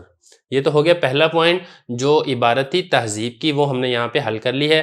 اب چلتے ہیں جو شرح تہذیب کے 4 پوائنٹ ہیں ان کی طرف ایک ایک کر کے۔ پہلے نمبر پر جو بات ہم نے سمجھنی ہے وہ یہ ہے کہ یہاں پہ کہا یکتسیمانی۔ یکتسیمانی یہ ہے اکتسام سے۔ اب اکتسام کا مطلب کیا ہے وہ ذرا سمجھ لیں۔ اشارے بتا رہے ہیں کہ جو اکتسام ہے اس کا معنی ہے اخذ القسمہ، قسمت کو لینا، یعنی تقسیم شدہ چیز کو حاصل کرنا، یہ مطلب ہوتا ہے اکتسام کا، جیسا کہ اساس کتاب کے اندر بھی ذکر کیا گیا ہے۔ یہ تو ہو گیا اکتسام کا معنی۔ دیکھیں ذرا، فرما رہے ہیں یکتسیمانی، یہ اکتسام سے، اکتسام کا مطلب ہوتا ہے قسمت کو لینا، جیسا کہ اساس جو کہ لغت کی کتاب ہے اس کے اندر بھی اسی بات کو ذکر کیا گیا ہے۔ پہلا پوائنٹ ہمارا ہو چکا ہے اکتسام کا معنی۔ اب آگے چلیں، آگے تصور اور تصدیق 2 قسموں کی وضاحت کی جا رہی ہے۔ دیکھیں یہ جو کہا گیا نا یکتسیمانی، اب یکتسیمانی اس میں ضمیر ہے، اس ضمیر کا مرجع کیا ہے؟ وہ مرجع بتانا چاہ رہے ہیں کہ اس ضمیر کا جو مرجع ہے وہ تصور اور تصدیق ہے، یعنی تصور اور تصدیق یہ دونوں ضروری اور واضح طور پر تقسیم ہوتے ہیں۔ کس طرح تقسیم ہوتے ہیں؟ ایک ضرورت کی طرف تقسیم ہوتے ہیں اور دوسرا اکتساب کی طرف تقسیم ہوتے ہیں۔ اب یہاں پہ سمجھ لیں کہ ضرورت کسے کہتے ہیں اور اسی طریقے سے اکتساب کسے کہتے ہیں، جن کی طرف تصور اور تصدیق تقسیم ہوتے ہیں۔ ضرورت کا معنی حضرت نے کیا ہے الحصول بلا نظر، اور اکتساب کا مطلب کیا کیا ہے؟ الحصول بن نظری، یعنی ضرورت کا مطلب یہ کہ کوئی چیز بالکل واضح ہے، بالکل روشن ہے، اس کے حاصل کرنے کے لیے غور و فکر کی ضرورت نہیں ہوتی ہے، یعنی غور و فکر کیے بغیر ہی وہ چیز حاصل ہو جاتی ہے۔ تو یہ تو ہے ضروری، اس کو کہتے ہیں بدیہی، اس کو کہتے ہیں واضح۔ اور اکتساب یعنی جو حاصل کرنے کے لیے کسب کرنا پڑتا ہے، کوشش کرنی پڑتی ہے، غور و فکر کرنا پڑتا ہے، پھر وہ چیز حاصل ہوتی ہے، یہ معنی ہے اکتساب کا۔ اب ذرا عبارت دیکھیں، فرما رہے ہیں کہ تصور اور تصدیق یہ تقسیم ہوتے ہیں ان دونوں، کلم کا مطلب یہ کہ ان دونوں میں سے یہ دونوں تقسیم ہوتے ہیں، وصفین تھا یہ، اس میں جو نون تھا وہ نون اضافت کی وجہ سے گر گیا جب اس کی اضافت کی ضرورت کی طرف، یعنی یہ دو صفت کی طرف تقسیم ہوتے ہیں۔ ایک صفت کون سا ہے؟ وہ ضرورہ ہے۔ اب ضرورہ کی کسے کہتے ہیں؟ وہ یہ ای الحصول بلا نظر، جیسے کہ میں نے آپ کو بتا دیا ہے۔ دوسری جو صفت ہے وہ ہے الاکتساب۔ الاکتساب کسے کہتے ہیں؟ ای الحصول بالنظر۔ تو اب خلاصہ یہ نکلے گا کہ تصور جو ہے وہ بھی ضرورت اور اکتساب کی طرف تقسیم ہوتا ہے، تو اس اعتبار سے تصور کی دو قسمیں بنیں گی۔ ایک قسم ہوگی تصور ضروری، جسے کہا جاتا ہے بدیہی، جیسا کہ میں نے آپ کو بھی بتایا تھا اوپر۔ دوسری قسم ہوگی تصور نظری، جس کو تصور کسبی بھی کہا جاتا ہے، یعنی الاکتساب بالنظر، جو کہ نظر و فکر سے حاصل ہوتا ہے۔ بالکل اسی طریقے سے تصدیق کی بھی دو قسمیں بنیں گی۔ ایک ہوگی تصدیق ضروری، جس کو بدیہی کہا جاتا ہے، اور دوسری قسم ہوگی تصدیق نظری، جس کو کسبی بھی کہا جاتا ہے، جس کو الاکتساب بالنظر بھی کہا جاتا ہے۔ تو دیکھیں ذرا یہی بتانا چاہ رہے ہیں، فیاخذ تصور، تصور نے ایک قسم لے لی ضرورت کی، لہذا ہو گیا تصور ضروری، وقسم من الاکتسابی، اور ایک قسم لے لی اکتساب کی، لہذا یہ ہو گیا تصور کسبی۔ اور یہی حال ہے تصدیق کا، یعنی تصدیق نے بھی ایک قسم لے لی کس کی؟ ضرورت کی، اور ایک قسم لے لی کسب کی، اکتساب کی، تو اس اعتبار سے تصدیق کی بھی دو قسمیں بن چکی ہیں۔ دیکھیں ہمارا دوسرا پوائنٹ بھی ہو گیا تصور اور تصدیق کی دو قسمیں، ضروری اور کسبی کی تعریف۔ یہ ساری چیزیں ہو چکی ہیں، ایک چیز رہ گئی ہے صریح اور کنایہ۔ یہ ایک اعتراض بھی ہو سکتا ہے، اس اعتراض کا جواب بھی یہاں پر دیا جا سکتا ہے۔ ہم اعتراض جواب بنا لیتے ہیں تاکہ بات سمجھنی آسان ہو جائے۔ دیکھیں یہاں تک ہمارا ہو گیا تھا فالمذکور۔ دیکھیں اعتراض یہاں پر یہ ہوتا ہے کہ آپ نے یہ کہا یکتسمان، یہ جو تقسیم ہوتی ہے دو قسمیں، کون سی دو قسمیں تقسیم ہوتی ہیں؟ ایک تقسیم ہوتی ہے اس میں تصور کی، دوسری قسم ہوتی ہے تصدیق کی، لیکن آگے جو آپ ذکر کر رہے ہیں یہ تصور اور تصدیق، ان کی آگے تقسیم آپ نہیں کر رہے ہیں، بلکہ آپ تو تقسیم کر رہے ہیں ضروری اور کسبی کی۔ کہ آپ نے یہ کہا کہ ضروری کا ایک حصہ لے لیا تصور نے، وہ بن گیا تصور ضروری، اور اسی طریقے سے کسبی کا ایک حصہ لے لیا تصور نے، وہ بن گیا تصور کسبی۔ اسی طریقے سے تصدیق میں بھی آپ نے یہ کیا کہ تصدیق نے ایک حصہ لے لیا ضروری کا، وہ بن گیا تصدیق ضروری، تصدیق نے ایک حصہ لے لیا کسبی کا، وہ بن گیا تصدیق کسبی۔ تو یہ جو تقسیم ہے یہ تو ضروری اور کسبی کی تقسیم ہے، نہ کہ یہ تقسیم تصور اور تصدیق کی ہے۔ یہ ایک اعتراض ہے۔ اب اس کا جواب کیا دے رہے ہیں؟ دیکھیں جواب یہاں پر یہ دے رہے ہیں کہ یہ جو ضروری اور کسبی کی تقسیم ہو رہی ہے کس کی طرف؟ تصدیق اور اسی طریقے سے تصور کی طرف۔ اس کو آپ یہ بھی کہہ سکتے ہیں بدیہی و نظری کی تقسیم الی تصور و تصدیق، یہ ملزوم ہے۔ اور اس کو لازم کیا ہے؟ اس کو لازم یہ ہے کہ تقسیم التصوری و تصدیقی الی البدیہی و نظری۔ تو یہاں پر ہوا یہ ہے کہ ملزوم بول کر لازم مراد لیا ہے، اور ملزوم بول کر لازم مراد لینا، اسی کو کہا جاتا ہے کنایہ، اسی کو کہا جاتا ہے ضمنی بات۔ تو خلاصہ یہ نکلے گا کہ یہاں پر ضمنی طور پر اور کنایے کے طور پر ہم نے تصور اور تصدیق کی تقسیم کی ہے، کیونکہ جب آپ نے ان دونوں کی تقسیم کریں گے تصور اور تصدیق کی طرف تو یہ تو ملزوم ہے، تو اس سے یہ والی بات بھی لازم آئے گی کہ تصور اور تصدیق یہ بھی ضروری اور کسبی کی طرف تقسیم ہوتے ہیں۔ یہ بات ذرا سمجھنے والی ہے، اس کو 2-3 مرتبہ ریپیٹ کریں گے پھر انشاءاللہ صحیح طریقے سے سمجھ آئے گی۔ اب ذرا کتاب کی عبارت دیکھیں، فرما رہے ہیں کہ جو مذکور ہے اس عبارت میں صراحتاً وہ تو ضروری اور اکتساب کسبی اس کی تقسیم ہے، وَيُعْلَمُ، اور اسی سے معلوم ہو جائے گا تصور اور تصدیق ان دونوں کا بھی تقسیم ہونا ضروری اور کسبی کی طرف ضمنی طور پر اور کنایے کے طور پر۔ پھر یہاں پہ سوال یہ پیدا ہوگا کہ یہاں پر آپ نے تصور اور تصدیق کی جو تقسیم کی ہے اس ضروری اور کسبی کی طرف ضمنی طور پر، کنایے کے طور پر، تو آپ صراحتاً کر دیتے، تو بتانا یہ چاہ رہے ہیں کہ دیکھیں صراحتاً ہم نے اس لیے نہیں کیا، کنایتاً اس لیے کیا کیونکہ کنایا جو ہے وہ زیادہ اچھا ہوتا ہے، زیادہ بلیغ سمجھا جاتا ہے، کیونکہ اس کے اندر غور و فکر کرنا پڑتا ہے، اس کے اندر تھوڑی جستجو اور طلب کرنی پڑتی ہے، تو پھر سے جو چیز حاصل ہوتی ہے تو اس کی قدر زیادہ ہوتی ہے۔ تو اس وجہ سے اس اعتبار سے تقسیم کی ہے ضمنی طور پر، کنائے کے طور پر، نہ کہ صراحتاً تقسیم کی ہے جس طریقے سے صراحتاً ضروری اور کسبی کی تقسیم کی ہے۔ بسم اللہ الرحمن الرحیم۔ شرح تہذیب کا دوسرا باب ہے مقدمہ، سبق نمبر 7 میں خوش آمدید۔ آج کے سبق میں ہم بدیہی کی مثالیں پڑھیں گے۔ عبارت دیکھ لیں، یہاں تک عبارت ہو چکی تھی تہذیب کی، آگے دیکھ لیں۔ قولہ بالضرورۃ اشارۃ الی ان ہذہ القسمۃ بدیہیۃ لا تحتاج الی تجشم الاستدلال کما ارتکبہ القوم وذلک لان اذا رجعنا الی وجداننا وجدنا من التصورات ما هو حاصل لنا بلا نظر كتصور الحرارة والبرودة ومنها ما هو حاصل بالنظر والفكر كتصور حقيقة الملك والجن وكذا من التصديقات ما يحصل بلا نظر كالتصديق بأن الشمس مشرقة والنار محرقة ومنها ما يحصل بالنظر كالتصديق بأن العالم حادث والثانية موجود۔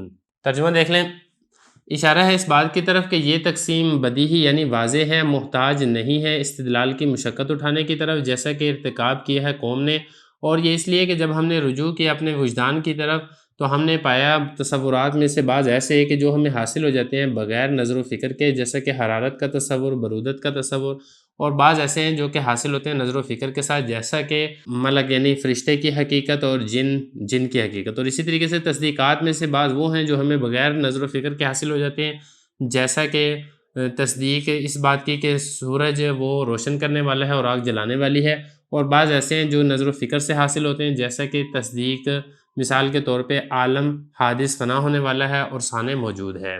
عبارت ہو چکی ہے، ترجمہ ہو چکا ہے، اب چلتے ہیں اس کی تشریح کی طرف۔ دیکھیں گزشتہ سبق کے اندر ہم نے بڑی تفصیل سے والی بات پڑھ لی ہے کہ تصور اور تصدیق،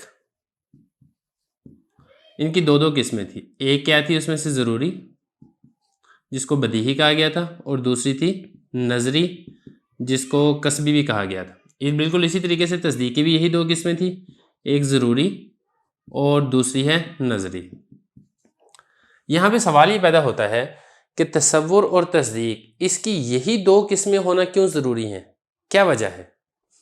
تو دیکھیں بعض لوگوں نے یعنی جو مناطقہ ہیں انہوں نے دلیل سے یہ والی چیز ثابت کیا ہے کہ تصور اس کی دو قسمیں ہیں، ایک ضروری اور دوسرا نظری۔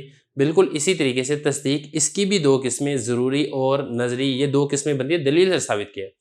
حضرت یہ فرما رہے ہیں کہ دیکھیں تصور اور تصدیق کی یہ دو قسمیں ہونا، ایک ضروری اور نظری، یہ بالکل واضح ہے، بالکل واضح، روشن اور بدیہی ہے۔ مطلب یہ کہ کوئی دلیل دینے کی ضرورت ہی نہیں ہے ان دو قسموں کی طرف، کیونکہ جب آپ غور و فکر کرتے ہیں، جب آپ دیکھتے ہیں تو آپ کو معلوم ہو جاتا ہے کہ بعض تصور ایسے ہیں جو صرف نفس تصور سے ہی چیز سمجھ میں آ جاتی ہے، اس میں غور و فکر کرنے کی ضرورت نہیں پڑتی۔ اسی طریقے سے بعض تصورات ایسے ہیں جب آپ اس کو سوچتے ہیں تو اس کے لیے آپ کو غور و فکر کرنا پڑتا ہے، اس کی حقیقت میں غور کرنا پڑتا ہے، تب اس کی سمجھ آتی ہے۔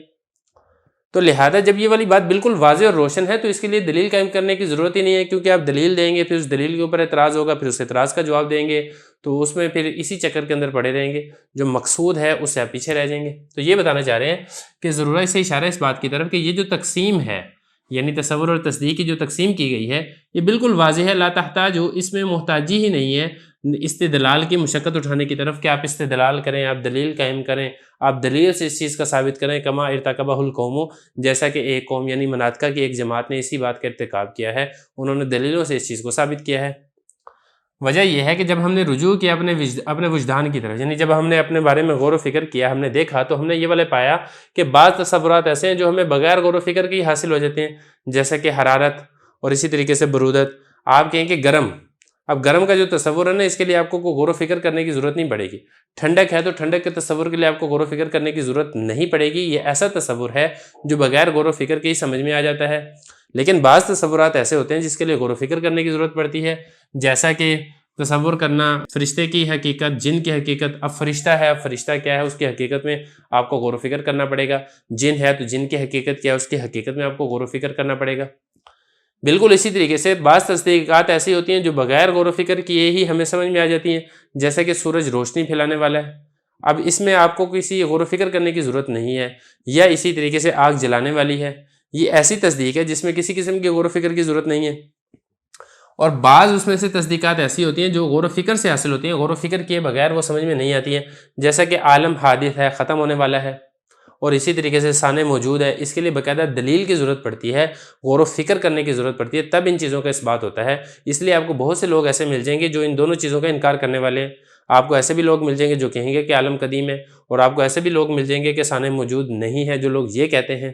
لیکن آپ کو ایسا بندہ کوئی نہیں ملے گا جو یہ کہے کہ سورج روشنی نہیں دیتا ہے یا آگ جلاتی نہیں ہے، ایسا آپ کو بندہ کوئی نہیں ملے گا۔ کیوں؟ کیونکہ یہ بالکل بدیہی ہیں، بالکل واضح ہیں، روشن ہیں، جبکہ اس کے اندر غور و فکر کرنے کی ضرورت ہے۔ تو بعض لوگوں نے غور و فکر کیا تو ان کو غلطی لگی تو وہ غلط نتیجے پہ پہنچ گئے، اور اس لیے جو صحیح غور و فکر کرے گا، صحیح نتیجے پر پہنچے گا، تو وہی یہ والی بات کہے گا، جو غلطی کرے گا وہ یہ والی بات نہیں کہے گا۔ تو خلاصہ کلام یہ نکلے گا کہ یہ جو تقسیم کی گئی ہے تصور اور تصدیق ان دو قسموں کی طرف، یہ بالکل واضح اور روشن ہے، اس کو دلیل سے ثابت کرنے کی ضرورت نہیں ہے۔ بسم اللہ الرحمن الرحیم۔ شرح تہذیب کا دوسرا باب ہے مقدمہ، سبق نمبر 8 میں خوش آمدید۔ آج کے سبق میں ہم لفظ معقول کی وجہ پڑھیں گے۔ عبارت دیکھ لیں، ترجمہ کرتے ہیں اور آخر میں اس کی تشریح کرتے ہیں۔ ای النظر توجہ النفس نحو الامر المعلوم لتحصیل امر غیر معلوم، وفی العدول عن اللفظ المعلوم للمعقول فوائد، منها التحرز عن استعمال اللفظ المشترك في التعريف، ومنها التنبيه على أن الفكر إنما يجري في المعقولات أي الأمور الكلية الحاصلة في العقل دون الأمور الجزئية، فإن الجزئي لا يكون كاسبا ولا مكتسبا، ومنها رعاية السجع۔ ترجمہ دیکھ لیں۔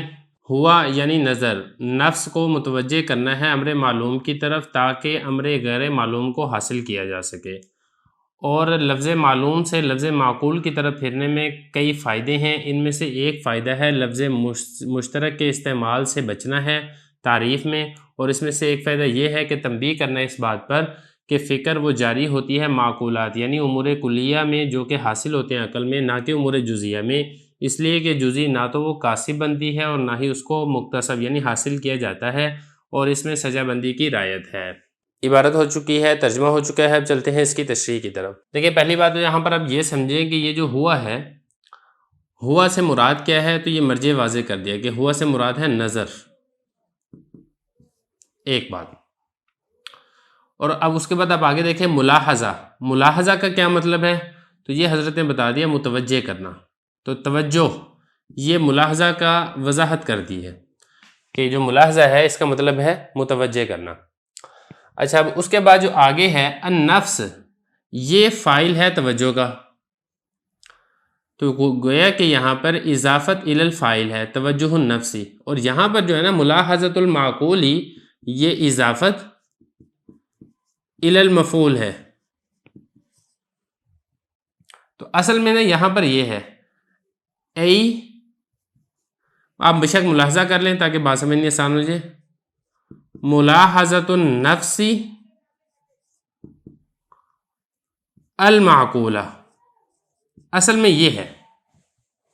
تو یہ جو معقول ہے یہ مفعول بن رہا ہے، اور یہاں پر اگر آپ دیکھیں گے نا ملاحظۃ المعقول، تو یہ اضافت ہو رہی ہے مفعول کی طرف، فاعل اس کا النفس ہے جو کہ یہاں پر نکال دیا گیا تاکہ بات سمجھنی آسان ہو جائے۔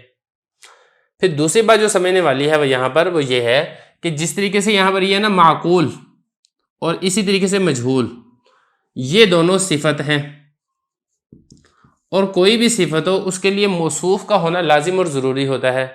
تو یہ جو امر ہے، امر اس کا موصوف نکال کے بتا دیا کہ یہ جو معقول ہے، معقول سے پہلے ہے الامر المعقول، اس طریقے سے الامر المعقول، اور اسی طریقے سے جو مجہول ہے، مجہول سے پہلے بھی الامر ہے، ای الامر المجہول، تو یہ صفت ہے اور یہ اس کا موصوف ہے، جو کہ یہاں پہ حذف ہوا تھا، اس لیے یہاں سے عبارت کے اندر ہر چیز واضح کر دیا تاکہ بات سمجھنی آسان ہو جائے۔ اب ذرا دیکھیں عبارت کا کیا مطلب ہے۔ فرما رہے ہیں کہ نظر کرنا، نظر کا مطلب کیا ہے؟ نظر کا مطلب یہ ہے کہ نفس کو متوجہ کرنا امر معلوم کی جانب تاکہ اس امر معلوم سے امر غیر معلوم حاصل ہو جائے۔ یہ کسبی کی تعریف ہو رہی ہے، یا اب یہ کہیں کہ نظری کی اور فکری کی تعریف ہو رہی ہے کہ نفس کو امر معلوم کی طرح متوجہ کر کے اس سے آپ امر غیر معلوم کو معلوم کرتے ہیں، تو اسی کو کسبی کہا جاتا ہے، اسی کو نظری اور فکری کہا جاتا ہے۔ یہ بدیہی کے برعکس ہے۔ یہاں تک تو ہو گیا یہ والی بات۔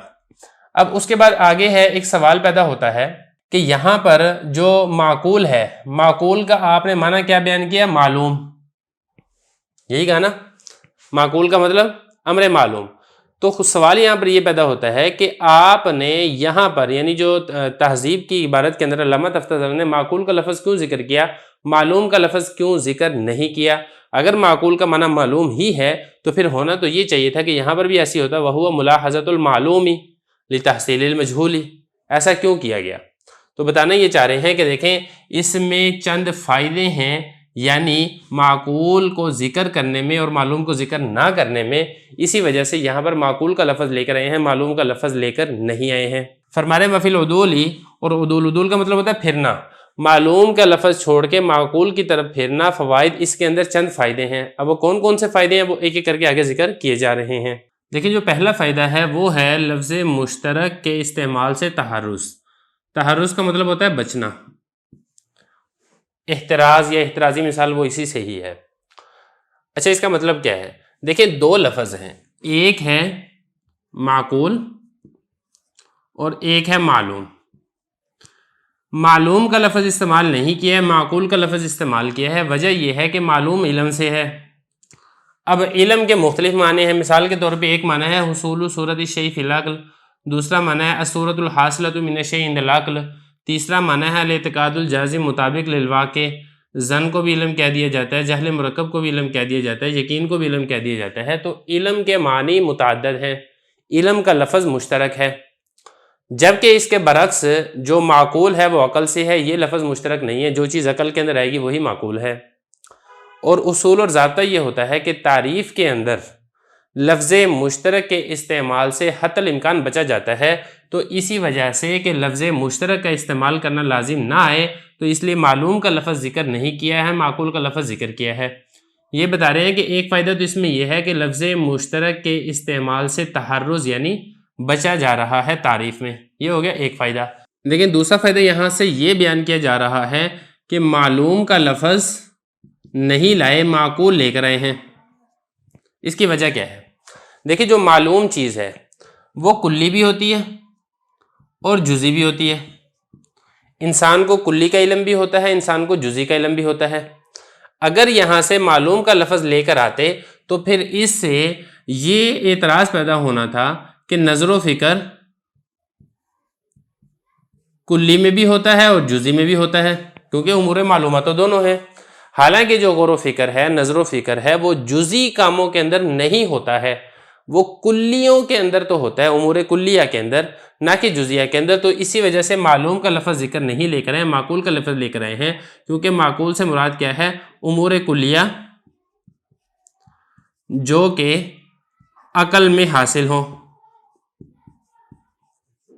تو خلاصہ کلام یہ ہے کہ معقول کے اندر امور کلی ہیں، جزئی نہیں ہیں، لیکن معلوم کے اندر کلی بھی ہیں اور جزئی بھی ہیں، اور غور و فکر امور کلی میں ہوتا ہے، جزئی میں نہیں ہوتا ہے، تو اس وجہ سے معلوم کا لفظ ذکر نہیں کیا ہے، معقول کا لفظ ذکر کیا ہے۔ وَمِنْهَا تنبیہ، اور اس میں اس بات پر بھی تنبیہ ہے کہ نظر و فکر جو ہے، غور و فکر جو کیا جاتا ہے، یہ تو جاری ہوتا ہے معقولات میں۔ معقولات سے مراد کیا ہے؟ ای الامور الکلیہ الحاصلہ فی العقل، یعنی وہ کلی امور جو کہ عقل کے اندر حاصل ہوتے ہیں، نہ کہ امور جزیہ، فائنل جزئی۔ آپ نے یہ کہا تھا کہ نظر و فکر امور کلیہ میں ہوتی ہے، امور جزیہ میں نہیں ہوتی ہے، تو سوال یہاں پر یہ پیدا ہوتا ہے کہ غور و فکر جزئی کے اندر کیوں نہیں کر سکتے ہیں؟ دیکھیں یہاں سے اسی کا جواب دیا جا رہا ہے کہ جزئی کے اندر غور و فکر اس لیے نہیں ہو سکتا ہے کہ جزئی نہ تو کاسب ہوتی ہے نہ ہی مکتسب ہوتی ہے۔ اب اس کا مطلب کیا ہے؟ پہلے آپ سمجھ لیے کہ غور و فکر ہوتا کیوں ہے۔ غور و فکر اس لیے ہوتا ہے کہ ایک چیز آپ کو معلوم ہوتی ہے تو آپ اس معلوم چیز میں غور و فکر کر کے نامعلوم چیز کو معلوم کر لیتے ہیں، جبکہ جزئی کے اندر ایسا نہیں ہو سکتا۔ مثال کے طور پہ اب زید ہے، زید جزئی ہے، اب یہ جزئی کے اندر اگر آپ غور و فکر کر کے آپ بکر کا علم معلوم کر سکتے ہیں؟ نہیں کر سکتے۔ اسی طریقے سے خالد کو معلوم کر سکتے ہیں؟ نہیں کر سکتے ہیں۔ تو جزئی جو ہے وہ کاسب نہیں ہوتی ہے۔ کاسب کا مطلب کسب کرنے والا، کوشش کرنے والا، کہ جزئی کی مدد سے آپ دوسری جزئی کو معلوم کر لیں، ایسا نہیں ہے۔ اور اسی طریقے سے جزئی مکتسب بھی نہیں ہوتی ہے کہ اب یہ جو زید ہے یہ جزئی ہے، اس جزئی کی مدد سے آپ زید کا ہی علم حاصل کر لیں، ایسا نہیں ہے۔ اب یہاں پہ سوال یہ پیدا ہوگا کہ زید کا علم تو معلوم ہو جاتا ہے کہ زید زید ہے، یعنی زید حیوان ناطق ہے۔ تو دیکھیں جو جزئی کی مدد سے اس کا اپنا علم معلوم ہوتا ہے، اس کا اپنا ہمیں علم حاصل ہوتا ہے، وہ جزئی کو جزئی ہونے کی وجہ سے حاصل نہیں ہوتا ہے، بلکہ اس کے اندر ایک کلی بھی یہاں پہ موجود ہے، حیوان ناطق، اس کلی کی مدد سے ہی جزئی کا علم حاصل ہوتا ہے۔ تو خلاصہ کلام یہ ہے کہ جزئی نہ تو کاسب ہوتی ہے نہ ہی مکتسب ہوتی ہے۔ کاسب کا مطلب کہ اس جزئی کی مدد سے آپ کسی اور جزئی کو معلوم کر لیں، اور نہ ہی مکتسب ہوتی ہے کہ وہ جزئی، اس جزئی سے آپ خود اس جزئی کا ہی علم حاصل کر لیں، ایسا نہیں ہوتا ہے۔ تو چونکہ جزئی کے اندر دونوں کاموں میں سے کوئی کام نہیں ہو سکتا ہے، اس لیے جزئی کے اندر نظر و فکر بھی نہیں ہو سکتا ہے۔ تو جب جزئی کے اندر نظر و فکر، غور و فکر کرنا ممکن نہیں ہے، تو اسی وجہ سے امور کلیہ اسی کے اندر ہی غور و فکر ہو سکتا ہے، امور جزئیہ کے اندر غور و فکر نہیں ہو سکتا ہے۔ تو لہذا ہم مصنف رحمۃ اللہ علیہ یہاں پر معقول کا لفظ لے کر آئے ہیں تاکہ امور کلیہ کو تو شامل ہو، معلوم کا لفظ ذکر نہیں کیا ہے تاکہ امور جزئیہ کو شامل نہ ہو۔ یہ بتا رہے ہیں فإن الجزئیہ، اس لیے کہ جزئی لا یکون کاسبا ولا مکتسبا، نہ تو وہ کاسب ہوتی ہے اور نہ ہی وہ مکتسب ہوتی ہے۔ دیکھیں اس میں ایک اور فائدہ بھی ہے، سجا بندی کی رعایت۔ اب سجا بندی کسے کہتے ہیں اس کو سمجھ لیں۔ دیکھیں میں نے یہاں پہ تعریف لکھی ہے سجا بندی کی، تطبیق اللاحق للسابق فی حرف الاخیر من الکلمۃ الاخیرۃ، کلمہ اخیرہ میں آخری حرف میں لاحق کو سابق کے مطابق کرنا، اس کو سجا کہا جاتا ہے۔ اب یہاں پہ ذرا اگر آپ غور کریں گے، یہ لفظ ہے مجہول، مجہول کے آخر میں لام ہے، تو یہاں پر معقول کا لفظ لے کر آئے ہیں، تو اب دیکھیں معقول مجہول کے مطابق ہو گیا ہے، مجہول معقول کے مطابق ہو گیا ہے، کیونکہ دونوں کے آخر میں لام آ رہا ہے۔ اگر یہاں پر معقول کے بجائے معلوم کر دیتے تو پھر یہاں پہ سجا بندی کی رعایت ممکن نہ تھی۔ تو سجا بندی کا خیال رکھنے کے لیے بھی یہاں پر معقول کا لفظ لے کر آئے ہیں، معلوم کا لفظ لے کر نہیں آئے ہیں۔ تو یہ تین فائدے ہیں جس کی وجہ سے ماتن نے یہاں پر معقول کا لفظ ذکر کیا ہے، معلوم کا لفظ ذکر نہیں کیا ہے۔ بسم اللہ الرحمن الرحیم۔ شرح تہذیب کا دوسرا باب ہے مقدمہ، سبق نمبر 9 میں خوش آمدید۔ آج کے اس سبق میں ہم خطا فی الفکر ہوتی کیا ہے اور اس سے کیسے بچا جائے گا، اس کے بارے میں ہم تفصیل سے پڑھیں گے۔ عبارت دیکھ لیں، ترجمہ کرتے ہیں اور آخر میں اس کی تشریح کرتے ہیں۔ وقد یقع فیہ الخطأ فاحتیج الی قانون یعصم عنہ فی الفکر وهو المنطق قولہ فیہ الخطأ بدلیل ان الفکر قد ينتهي الى نتیجة كحدوث العالم ثم فکر آخر الى نقیضها كقدم العالم فاحد الفکرین خطأ حینئذ لا محالة وإلا لازم اجتماع النقیضین فلا بد من قاعدة کلیة لو روعیت لم یقع الخطأ فی الفکر وهو المنطق فقد ثبت احتیاج الناس الى المنطق في العصمة عن الخطأ في الفکر بثلاث مقدمات۔ الأولى أن العلم إما تصور و تصدیق، والثانية أن كل منهما إما أن يحصل بلا نظر أو يحصل بالنظر، والثالثة أن النظر قد يقع فيه الخطأ۔ فهذه المقدمات الثلاث تفيد احتياج الناس في التحرز عن الخطأ في الفكر إلى قانون وذلك هو المنطق، وعلم من هذا تعريف المنطق أيضا بأنه قانون يعصم مراعاته الذهن عن الخطأ في الفكر، فها هنا علم أمران من الأمور الثلاث التي وضعت المقدمة لبيانها۔ بقي الكلام في الأمر الثالث وهو تحقيق أن موضوع علم المنطق ماذا، فأشار إليه بقوله وموضوعه إلى آخره۔ عبارت ہو چکی ہے، اب چلتے ہیں اس کے ترجمے کی طرف۔ پہلے آپ تہذیب کا ترجمہ دیکھ لیں، اور کبھی اس میں غلطی واقع ہو جاتی ہے، لہذا ضرورت پیش ہے ایک قانون کی طرف کہ بچا لے فکر میں غلطی کرنے سے، اور وہ منطق ہے۔ مصنف کا قول فیہ الخطا، دلیل یہ ہے کہ فکر کبھی وہ پہنچتی ہے ایک نتیجے تک جیسا کہ عالم کا حادث ہونا، پھر دوسری فکر اس کے الٹ نتیجے تک جیسا کہ عالم کا قدیم ہونا۔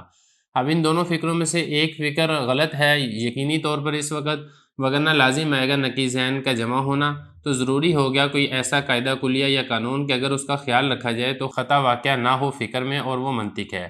لہذا ثابت ہوگی لوگوں کی ضرورت منطق کی طرف، محفوظ ہونے میں غلطی سے فکر میں تین مقدمات کے ساتھ۔ پہلا یہ ہے کہ علم یا تو تصور ہوگا یا تصدیق ہوگا، دوسرا یہ ہے کہ ان دونوں میں سے ہر ایک یا تو حاصل ہوگا بغیر نظر و فکر کے یا حاصل ہوگا نظر و فکر کے ساتھ، اور تیسرا یہ ہے کہ نظر و فکر کبھی اس میں غلطی واقع ہو جاتی ہے۔ یہ تین مقدمات ہیں جو فائدہ دیتے ہیں لوگوں کے محتاج ہونے کا خطا فی الفکر میں غلطی سے بچنے میں ایسے قانون کی طرف، اور وہ قانون منطق ہے۔ معلوم ہو جائے گا اس سے منطق کی تعریف بھی بئیں طور کہ وہ ایسا قانون ہے کہ اس کی رعایت رکھنے سے ذہن خطا فی الفکر میں غلطی سے بچتا ہے۔ تو یہاں پر دو امر ہمیں معلوم ہو چکے ہیں تین امور میں سے، جس کے لیے مقدمہ کو وضع کیا گیا اس کی وضاحت کے لیے، تو کلام باقی رہ گیا تیسرے امر میں، اور وہ اس بات کی تحقیق ہے کہ علم منطق کا موضوع کیا ہے۔ اسی کی طرف اشارہ کیا مصنف نے اپنے اس قول کے ساتھ، وَمَوْضُوعُهُ إِلَىٰ آخِرِهِ۔ عبارت ہو چکی ہے، ترجمہ ہو چکا ہے، اب چلتے ہیں اس کی تشریح کی طرف۔ دیکھیں جو مقدمہ ہے، مقدمے میں کل تین چیزیں بیان ہونی چاہیے۔ ایک ہے منطق کی تعریف، دوسرے نمبر پر ہے موضوع، اور تیسرے نمبر پر ہے غرض۔ کہ منطق علم کیوں ضروری ہے۔ تو اب یہاں پر سوال یہ پیدا ہوتا ہے کہ یہ جو 3 باتیں ہیں آیا یہ مقدمے کے اندر ذکر کی گئی ہیں یا ذکر نہیں کی گئی ہیں؟ تو 3 باتیں مقدمے کے اندر بالکل ذکر کی گئی ہیں، وہ کیسے ذکر کی گئی ہیں وہ آج کی اسی عبارت کے اندر انشاءاللہ ہم آپ کو بتائیں گے۔ سب سے پہلے بات کر لیتے ہیں جو تہذیب کی عبارت ہے۔ دیکھیں تہذیب کی عبارت یہ ہے وقد یقع فیہ الخطا فاحتیج الی قانون یاسم عنہ فی الفکر وہو المنطق۔ اس سے جو پہلے والا سبق گزرا ہے اس میں ہم نے جو تہذیب کی عبارت پڑھی تھی اس میں ہم نے نظر و فکر کی تعریف پڑھی تھی کہ نظر و فکر کہتے کسے ہیں، یعنی امر معلوم کے اندر غور کر کے امر مجہول کو معلوم کرنا، اسی کو نظر و فکر کہتے ہیں۔ یہ تصور کی قسم بھی ہو سکتی ہے، تصدیقی قسم بھی ہو سکتی ہے۔ تو اب یہاں پر یہی بتا رہے ہیں کہ جب آپ نے امر معلوم میں غور کر کے امر مجہول کو معلوم کیا ہے تو کبھی اس معلوم کرنے میں غلطی بھی واقع ہو سکتی ہے۔ مطلب یہ کہ جو آپ نے غور و فکر کیا تھا آپ صحیح نتیجے پر نہ پہنچ سکیں، آپ کسی غلط نتیجے پر پہنچ جائیں، تو اس بات کا امکان بالکل 100% موجود ہے۔ تو اس غلطی سے بچنے کے لیے کیا کرنا چاہیے؟ تو یہ بتا رہے ہیں کہ غلطی واقع ہو سکتی ہے، غلطی سے بچنے کے لیے ہمیں ایسے قاعدے کلیے اور قانون کی محتاجی اور ضرورت ہے جس سے ہم فکر میں غور و فکر کرنے کے اندر جو غلطی ہے ہم اس سے بچ سکیں، اور وہ قاعدہ کلیہ اور قانون وہ یہی علم منطق ہے۔ جب آپ علم منطق سیکھ لیں گے پھر جب آپ امر معلوم کے اندر غور کر کے امر مجہول کو معلوم کریں گے تو اس کے اندر غلطی کرنے سے آپ بچ جائیں گے۔ یہ تو ہوگی تہذیب کی عبارت۔ اب اس کے بعد آگے چلتے ہیں شرح تہذیب کی عبارت میں۔ شرح تہذیب میں یہ جو 3 چیزیں ہیں نا انشاءاللہ ہم ایک ایک کر کے ان تینوں کے بارے میں ڈسکس کریں گے، لیکن سب سے پہلے آپ یہاں پر یہ سمجھ لیں، یہ جو کہا نا حضرت نے کہ غلطی واقع ہو جاتی ہے، اب یہاں پہ سوال ہی پیدا ہوتا ہے کہ آپ نے کہا کہ نظر و فکر کے اندر غلطی واقع ہو جاتی ہے، اس بات کی کیا دلیل ہے کہ نظر و فکر میں غلطی واقع ہو جاتی ہے؟ تو یہاں سے جو شارح ہیں یہ اسی کی دلیل بتا رہے ہیں، فرما رہے ہیں کہ دلیل یہ ہے کہ غور و فکر کر کے انسان کسی نتیجے تک پہنچتا ہے، یعنی امر معلوم کے اندر آپ نے غور و فکر کیا، غور و فکر کر کے جب آپ نے امر مجہول کو معلوم کیا تو آپ کسی نہ کسی نتیجے تک پہنچتے ہیں، اور یہ نتیجہ کبھی صحیح ہو سکتا ہے اور کبھی غلط ہو سکتا ہے۔ جیسا کہ 2 مثالیں دی ہیں، ایک مثال ہے عالم کے حادث ہونے کی اور دوسری مثال ہے عالم کے قدیم ہونے کی۔ اب یہ مثال کیسے، میں آپ کو یہاں پر سمجھا دیتا ہوں تاکہ بات سمجھنی آسان ہو جائے۔ دیکھیں مثال کے طور پہ 2 نتیجے ہیں، ایک یہ ہے کہ العالم حادث، عالم حادث ہے، دوسرا نتیجہ یہ ہے العالم قدیم، عالم قدیم ہے۔ اب آپ نے اگر صغرا کبرا ملایا، مثال کے طور پہ آپ نے صغرا کبرا یہ ملایا، العالم متغیر، ایک صغرا آپ نے یہ ملایا، کبرا آپ نے یہ ملایا، کل متغیر حادث، ہر متغیر حادث ہوتا ہے، تو آپ نتیجے میں یہ پہنچیں گے العالم حادث۔ اور اگر بالفرض کسی نے غور و فکر کیا اور اس کے غور و فکر کرنے کے نتیجے میں اس نے صغرا یہ نکالا العالم مستغنی عن المؤثر، عالم جو ہے یہ مؤثر سے مستغنی بے پرواہ ہے، وکل مستغنی عن المؤثر فہو قدیم، کبرا یہ نکالا اس نے۔ تو جب یہ صغرا اور کبرا ملائیں گے تو پھر نتیجہ یہ نکلے گا العالم قدیم۔ اب اگر آپ ان دونوں میں غور کریں گے، ان دونوں نتیجوں میں، تو یہ دونوں نتیجے ایک دوسرے کی ضد ہے۔ غور و فکر عالم کے بارے میں ہی کیا جا رہا ہے، ایک نے غور و فکر کیا تو وہ اس نتیجے میں پہنچا کہ عالم حادث ہے، دوسرے نے غور و فکر کیا تو وہ اس نتیجے میں پہنچا کہ عالم قدیم ہے۔ اب یہ دونوں تو صحیح ہو نہیں سکتے کیونکہ دونوں ایک دوسرے کی نقیض اور ضد ہیں، اور نقیض جمع نہیں ہو سکتی ہے، یہ درست ہوگا یہ درست ہوگا، تو پتہ کیسے چلے گا کہ کون سا نتیجہ درست ہے کون سا نتیجہ غلط ہے؟ اس کے لیے ہمیں کوئی نہ کوئی قاعدہ چاہیے، کوئی نہ کوئی ہمیں قانون چاہیے، کوئی نہ کوئی ہمیں کلیہ چاہیے، جس قاعدے کلیہ قانون کی مدد سے ہم یہ معلوم کر لیں کہ کون سا نتیجہ صحیح ہے کون سا نتیجہ غلط ہے، کون سا نظر و فکر کے اندر درستگی ہے اور کون سا نظر و فکر کے اندر غلطی واقع ہوئی ہے۔ وہی قاعدہ کلیہ اور قانون، یہی علم منطق ہے۔ تو اگر آپ غور کریں گے تو اس میں علم منطق کی غرض و غایت یہ آپ کو معلوم ہو جائے گی کہ علم منطق کی غرض و غایت ہی یہی ہے کہ علم منطق کی مدد سے آپ غور و فکر کرنے کے اندر غلطی سے بچ جاتے ہیں۔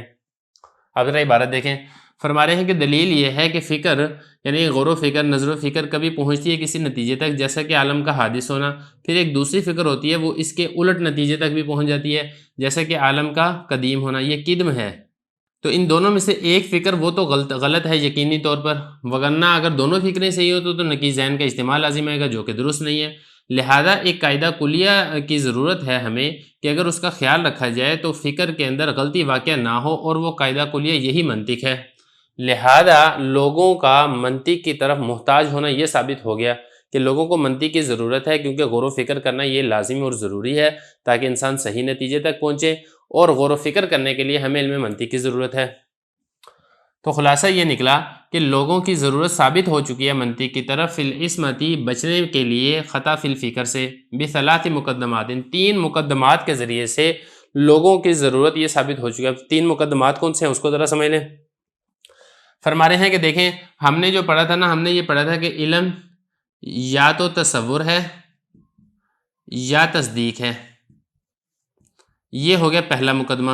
نمبر 2، تصور اور تصدیق یہ دونوں اس کے بارے میں بھی آپ پڑھ چکے ہیں کہ یا تو فکر کے محتاج ہوں گے یا پھر نہیں ہوں گے، لا یحتاج، یہ دوسرا مقدمہ۔ نمبر 3، فکر میں غلطی واقع ہوتی ہے۔ تو جب آپ ان 3 مقدموں کو ملائیں گے تو ان 3 مقدموں سے آپ کو یہ والی بات معلوم ہو جائے گی کہ لوگوں کو علم منطق کی ضرورت ہے۔ تو یہی علم منطق کی غرض و غایت ہے جو کہ اس مقدمے کے اندر ثابت کی جا رہی ہے۔ دیکھیں ذرا، فرما رہے ہیں 3 مقدمات سے، 3 مقدمات کون سے؟ پہلا یہ کہ علم یا تو تصور ہوگا یا تصدیق ہوگا پہلا مقدمہ۔ نمبر 2، دوسرا مقدمہ یہ ہے کہ یہ دونوں یعنی تصور اور تصدیق یا تو بغیر نظر و فکر کے حاصل ہو جائیں گے یا نظر و فکر سے حاصل ہوں گے۔ اور تیسرا مقدمہ یہ ہے کہ نظر و فکر کے اندر کبھی غلطی بھی واقع ہو جاتی ہے۔ ان 3 مقدمات کو جب آپ ملائیں گے تو آپ کو معلوم ہو جائے گا کہ لوگوں کو خطا فی الفکر سے بچنے میں ضرورت اور محتاجی ہے ایک قانون کی طرح، اور وہ قانون یہی علم منطق ہے۔ تو اب اگر آپ غور کریں گے تو ان 3 مقدمات کی مدد سے جو میں نے آپ کو پہلے بتایا تھا کہ 3 باتیں بیان کی جائیں گی، ایک ہے تعریف، دوسری ہے موضوع اور تیسری ہے غرض و غایت۔ تو علم منطق کی غرض یہ آپ کو معلوم ہو جائے گی کہ علم منطق کی ضرورت اور محتاجی کیوں ہے۔ اچھا، پھر اسی غرض سے علم منطق کی تعریف بھی آپ کو معلوم ہو جائے گی کہ علم منطق وہی علم ہے کہ جب آپ اس کا خیال رکھیں گے، اس کے قوانین، اس کے قاعدے، اس کے کلیوں کا لحاظ رکھیں گے تو خطا فی الفکر سے آپ محفوظ ہو جائیں گے۔ تو علم منطق کی جو تعریف ہے وہ اسی غرض سے ہی معلوم ہو رہی ہے۔ یہی حضرت فرما رہے ہیں کہ دیکھیں ذرا، فرمایا وَعُلِمَ مِنْ هَذَا، اس سے علم منطق کی تعریف بھی معلوم ہو جائے گی کہ علم منطق ایسا قانون ہے کہ اس کی رعایت رکھنا وہ محفوظ رکھتا ہے ذہن کو خطا فی الفکر سے۔ تو 2 کام ہمیں معلوم ہو گئے ہیں 3 کاموں میں سے جس کے لیے مقدمے کو وضع کیا گیا ہے اس کی وضاحت کے لیے۔ جس کہ میں نے آپ کو کہا تھا نا کہ مقدمے کو 3 کاموں کے لیے وضع کیا گیا ہے، ایک تو یہ ہے کہ علم منطق کی تعریف، دوسرا علم منطق کا موضوع، اور تیسرا یہ علم منطق کی غرض۔ تو جب آپ کو غرض معلوم ہو گئی ہے، اور غرض آپ کو معلوم ہوئی ہے ان 3 مقدمات سے، اور غرض کے معلوم ہونے سے آپ کو علم منطق کی تعریف بھی اسی سے ہی پتہ چل جائے گی۔ تو 3 میں سے 2 کام تو آپ کو پتہ چل گئے، ایک کام رہ گیا ہے، وہ ہے علم منطق کا موضوع۔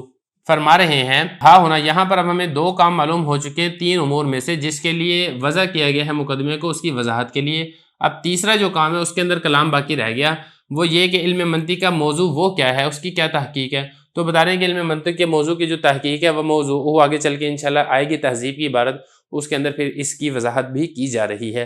وہ انشاءاللہ جب ہم علم منطق کے موضوع کی بات پہنچے گی پھر انشاءاللہ ہم وہاں پر مزید تفصیل سے پڑھ لیں گے۔ بسم اللہ الرحمن الرحیم۔ شرح تہذیب کا دوسرا باب ہے مقدمہ، سبق نمبر 10 میں خوش آمدید۔ آج کے سبق میں ہم پڑھیں گے کہ قانون کسے کہتے ہیں اور موضوع کیا ہوتا ہے۔ عبارت دیکھ لیں، ترجمہ کرتے ہیں اور آخر میں اس کی تشریح کرتے ہیں۔ فاحتیج الی قانون یاسی منہ فی الفکری وهو المنطق وموضوعه المعلوم التصوری والتصدیقی۔ قولہ قانون، القانون لفظ یونانی و سریانی موضوع فی الاصل لمصدر الکتاب وفی الاصطلاح قضیۃ کلیۃ یعرف منها احکام الجزیات موضوعیها كقول النحاة کل فاعل مرفوع فإنه حکم کلی یعرف منه احوال الجزیات الفاعل۔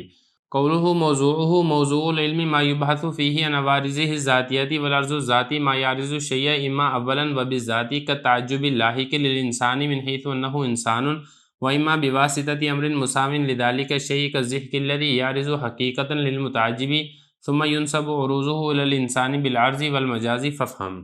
ترجمہ دیکھ لیں، یہاں تک ترجمہ ہو گیا تھا، آگے دیکھ لیں۔ اور اس کا موضوع معلوم تصوری اور معلوم تصدیقی ہے۔ مصنف کا قول قانون، قانون لفظ یونانی ہے یا پھر سریانی ہے، اصل میں اس کو وضع کیا گیا ہے کتاب کے مستر کے لیے، یعنی ستر لگانے والے آلہ کے لیے، جیسے ہم پھٹا ہوتا ہے نا، پھٹے سے ہم لائنیں لگاتے ہیں، اس کے لیے اس کو وضع کیا گیا۔ اور اصطلاح میں ایسا قضیہ کلیہ ہے کہ پہچانی جاتی ہیں جس سے اس کے موضوع کی جزیات کے احکام، جیسے کہ نحویوں کا قول ہے کل فاعل مرفوع، اب یہ حکم کلی ہے، اس سے فاعل کی جزیات کے احوال معلوم کیے جا سکتے ہیں۔ اور مصنف کا قول موضوع، علم کا موضوع وہ ہوتا ہے کہ بحث کی جاتی ہے اس میں اس علم کے عوارضات ذاتیہ سے، اور عرض ذاتی وہ ہوتا ہے جو کسی چیز کو پیش آتا ہے یا تو اولاً اور بذات پیش آتا ہے، جیسے کہ تعجب جو لاحق ہوتا ہے انسان کو اس کے انسان ہونے کی حیثیت سے، یا پھر اس کو پیش آتا ہے اس چیز کے کسی امر مساوی کے واسطہ سے، جیسا کہ ضحک جو کہ حقیقتاً تو پیش آتا ہے متعجب کو، پھر اس کا عارض ہونا منسوب ہوتا ہے انسان کی طرف بالعرض اور مجازن، آپ اس کو سمجھ لو۔ عبارت ہو چکی ہے، ترجمہ ہو چکا ہے، اب چلتے ہیں اس کی تشریح کی طرف۔ دیکھیں سب سے پہلے تو آپ یہاں پر یہ سمجھ لیں کہ تہذیب ہماری یہاں تک عبارت ہو چکی تھی، اب یہاں سے آگے بتا رہے ہیں کہ جو منطق کا موضوع ہے وہ ہے معلوم تصورات اور معلوم تصدیقات۔ باقی اس کے بارے میں مزید وضاحت ہے، وہ انشاءاللہ اس سے اگلے سبق کے اندر ہم کور کریں گے۔ اب سب سے پہلے اب یہاں پر یہ سمجھیں کہ یہ جو قانون کا لفظ ذکر کیا گیا ہے، یہ تہذیب کی عبارت میں قانون کہتے کسے ہیں، تو شارح بتا رہے ہیں کہ قانون کا جو لفظ ہے یا تو یہ یونانی لفظ ہے یا پھر یہ سریانی لفظ ہے۔ یونانی یہ یونان کی زبان ہے، سریانی یہ فرشتوں کی زبان ہے، اور حضرت آدم علیہ السلام جب زمین کے اوپر تشریف لے کے رہے تھے تو ان کی زبان بھی یہی سریانی زبان تھی۔ اصل میں اس کی جو وضع کیا گیا ہے اس لفظ کو لمستر الکتاب، کتاب کے اس آلے کے لیے وضع کیا گیا ہے جو کتاب کی سطر لگانے کے لیے استعمال ہوتا ہے، لائنیں لگانے کے لیے استعمال ہوتا ہے۔ یہ تو ہو گیا اس کا لفظی معنی۔ اصطلاحی معنی کیا ہے قانون کا؟ قانون کہتے ہیں کہ وہ قضیہ کلیہ ہے کہ جس کے ذریعے سے اس کی موضوع کی جزیات کے احکام معلوم کیے جا سکتے ہیں۔ مثال سے بات سمجھ میں آئے گی، جیسے کہ شاعر نے بھی مثال دی ہے، لیکن ہم پہلے یہاں پہ تھوڑا سا سمجھ لیتے ہیں اردو میں تاکہ بات سمجھنی آسان ہو جائے۔ دیکھیں ایک مثال ہے جاء زید، اب یہ زید فاعل ہے، اب یہاں پر سوال ہی پیدا ہوتا ہے کہ یہ جو زید ہے اس زید کے اوپر آپ نے اعراب کیا پڑھنا ہے؟ تو اس کے لیے ہم نے کیا کرنا ہے؟ اس کے لیے ہم نے جو نحوی ہیں، نحویوں کا ہم نے ایک قضیہ کلیہ لینا ہے۔ نحویوں کا قضیہ کلیہ کیا ہے وہ دیکھیں ذرا، کلو فاعل مرفوع، یہ نحویوں کا قضیہ کلیہ ہے۔ اب یہاں پر دیکھیں یہ جو قضیہ ہے اس میں کلو فاعل یہ موضوع ہے اور مرفوع یہ محمول ہے۔ اب یہاں پہ دیکھیں یہ موضوع کا ہی ایک جز یہ زید ہے، یہ جو زید ہے یہ فاعل ہے نا، اور اسی فاعل کے بارے میں بتایا جا رہا ہے کہ فاعل مرفوع ہوتا ہے، تو فاعل ایک قضیہ کلیہ ہے، اسی قضیہ کلیہ کا ایک جز کیا ہے وہ یہ زید ہے جو کہ جاء زید کے اندر فاعل واقع ہو رہا ہے۔ تو طریقہ کار اس میں یہ ہوتا ہے کہ آپ نے یہ جو جزئی ہے اس کو آپ نے بنانا ہے موضوع، آپ نے اس طریقے سے کرنا ہے زید فاعل، یہ ایک بن جائے گا صغرا، اور جو دوسرا آپ نے کبرا بنانا ہے وہ آپ نے یہ قضیہ کلیہ کو کبرا بنا دینا ہے۔ اب کبرا یہاں پر کیا ہے؟ کلو فاعل مرفوع، یہ بن گئے گا کبرا۔ اب آپ اس میں سے حد اوس گرائیں، میں یہاں پہ لکھ بھی دیتا ہوں کبرا، یہ صغرا بن گیا زید فاعل، اور یہ صغرا ہمیں کیسے معلوم ہوا ہے؟ کیونکہ یہ یہاں پہ زید فاعل ہے اور یہاں پر آپ پڑھ چکے ہیں قضیہ کلیہ کا یہ موضوع ہے جس کی یہ جزئی یہاں پر زید ہے، تو یہ صغرا ہے یہ کبرا ہے۔ اب یہاں پہ آپ نے حد اوس گرا دیں، حد اوس کیا ہے جو مقرر آ رہی ہے وہ یہ ہے کلو فاعل، یہ فاعل حد اوس جب آپ نے گرا دی تو آپ کو نتیجہ کیا نکلے گا؟ زید مرفوع۔ تو آپ کو یہ نتیجہ معلوم ہو گیا کہ یہ جو زید ہے اس زید کے اوپر آپ نے رفع پڑھنا ہے جاء زید۔ اب یہاں پہ دیکھیں اس قضیہ کلیہ کلو فاعل مرفوع، اس سے ایک منطقی ضابطے کے تحت آپ کو یہ جو اس کا قضیہ کلیہ ہے اس کے موضوع کا جو جزئی ہے اس کا حکم آپ کو معلوم ہو چکا ہے کہ آپ نے اس کے اوپر رفع پڑھنا ہے۔ یہی والی بات اب یہاں پر بھی ذکر فرما رہے ہیں، کہا کہ قضیہ کلیہ ہے قانون کہ پہچانی جاتی ہے اس کے موضوع کی جزیات کے احکام، جیسے یہاں پر یہ ہے نا موضوع کلو فاعل، یہ موضوع ہے اور اس کی ایک جزئی یہاں پر زید ہے، اس زید کا حکم کیا ہے، اس کے اوپر آپ نے کیا اعراب پڑھنا ہے وہ آپ کو اس قضیہ کلیہ سے معلوم ہوں گے۔ کیسے معلوم ہوں گے؟ صغرا کبرا ملا کے حد اوس گرا کے آپ کو نتیجہ نکل آئے گا جس کے ذریعے سے آپ کو حکم معلوم ہو جائے گا۔ جیسا کہ نحویوں کا قول کلو فاعل مرفوع یہ حکم کلی ہے، اس سے فاعل کی جزیات کے احوال معلوم ہو جائیں گے۔ قانون کی وضاحت ہو چکی ہے، آگے جو ہے شارح موضوع کی وضاحت کر رہے ہیں کہ موضوع کہتے کسے ہیں۔ تو بتایا کہ کسی بھی علم کا موضوع وہ ہوتا ہے جس میں اس علم کے عوارضات ذاتیہ سے بحث کی جاتی ہے۔ تو عوارضات ذاتیہ کیا ہوتا ہے اس کو ذرا سمجھ لیں۔ سب سے پہلے آپ سمجھیں کہ عرض کسے کہتے ہیں۔ دیکھیں عرض کے بارے میں آپ تفسیر المنطق میں تفصیل سے میں پڑھا چکا ہوں، پلے لسٹ کا لنک بھی آپ کو انشاءاللہ مل جائے گا، کہ عرض کلی عرضی وہ ہوتی ہے جو اپنے افراد کی نہ تو مکمل حقیقت ہوتی ہے نہ ہی حقیقت کا جز ہوتی ہے، بلکہ حقیقت سے خارج ہو کر اس کو لازم ہوتی ہے، اس کو عرض کہتے ہیں۔ جیسا کہ ہنسنا، اب یہ ایک عرض ہے، تعجب یہ ایک عرض ہے۔ یہ جو عرض ہے اس کی دو قسمیں ہوتی ہیں، ایک ہوتی ہے عوارضات ذاتیہ، دوسری ہوتی ہے عوارض غریبہ۔ یہ جو عوارضات ذاتیہ ہیں اس کی کل 3 قسمیں ہوتی ہیں۔ اب جو عوارضات ذاتیہ کی جو 3 قسمیں ہیں اس میں سے جو یہاں پر کتاب ہے، کتاب کے اندر 2 قسمیں ذکر کی گئی ہیں، تو ہم 2 قسموں کے اوپر تک ہی محدود رہیں گے، کیونکہ ہمارا طریقہ یہ ہے کہ ہم صرف کتاب کے حل تک محدود رہتے ہیں، اس کے سے بڑھ کر مزید بات نہیں کرتے ہیں۔ تو 2 قسمیں حضرت نے کون سی ذکر کی ہیں؟ اس میں سے ایک قسم تو یہ ذکر کی ہے جو چیز کو پیش آتی ہے اولاً اور بالذات، جیسا کہ تعجب۔ اب یہ تعجب دیکھیں، یہ کلی عرضی ہے اور عرض میں سے عرض ذاتی ہے۔ اب یہ انسان کو اولاً اور بالذات لاحق ہوتی ہے، درمیان میں کسی قسم کا واسطہ نہیں ہوتا ہے کہ درمیان میں کسی اور کا واسطہ ہو پھر انسان کو لاحق ہو، ایسا نہیں ہے۔ تو یہ جو تعجب ہے، تعجب انسان کے لیے کلی ذاتی یعنی عرضی ہے۔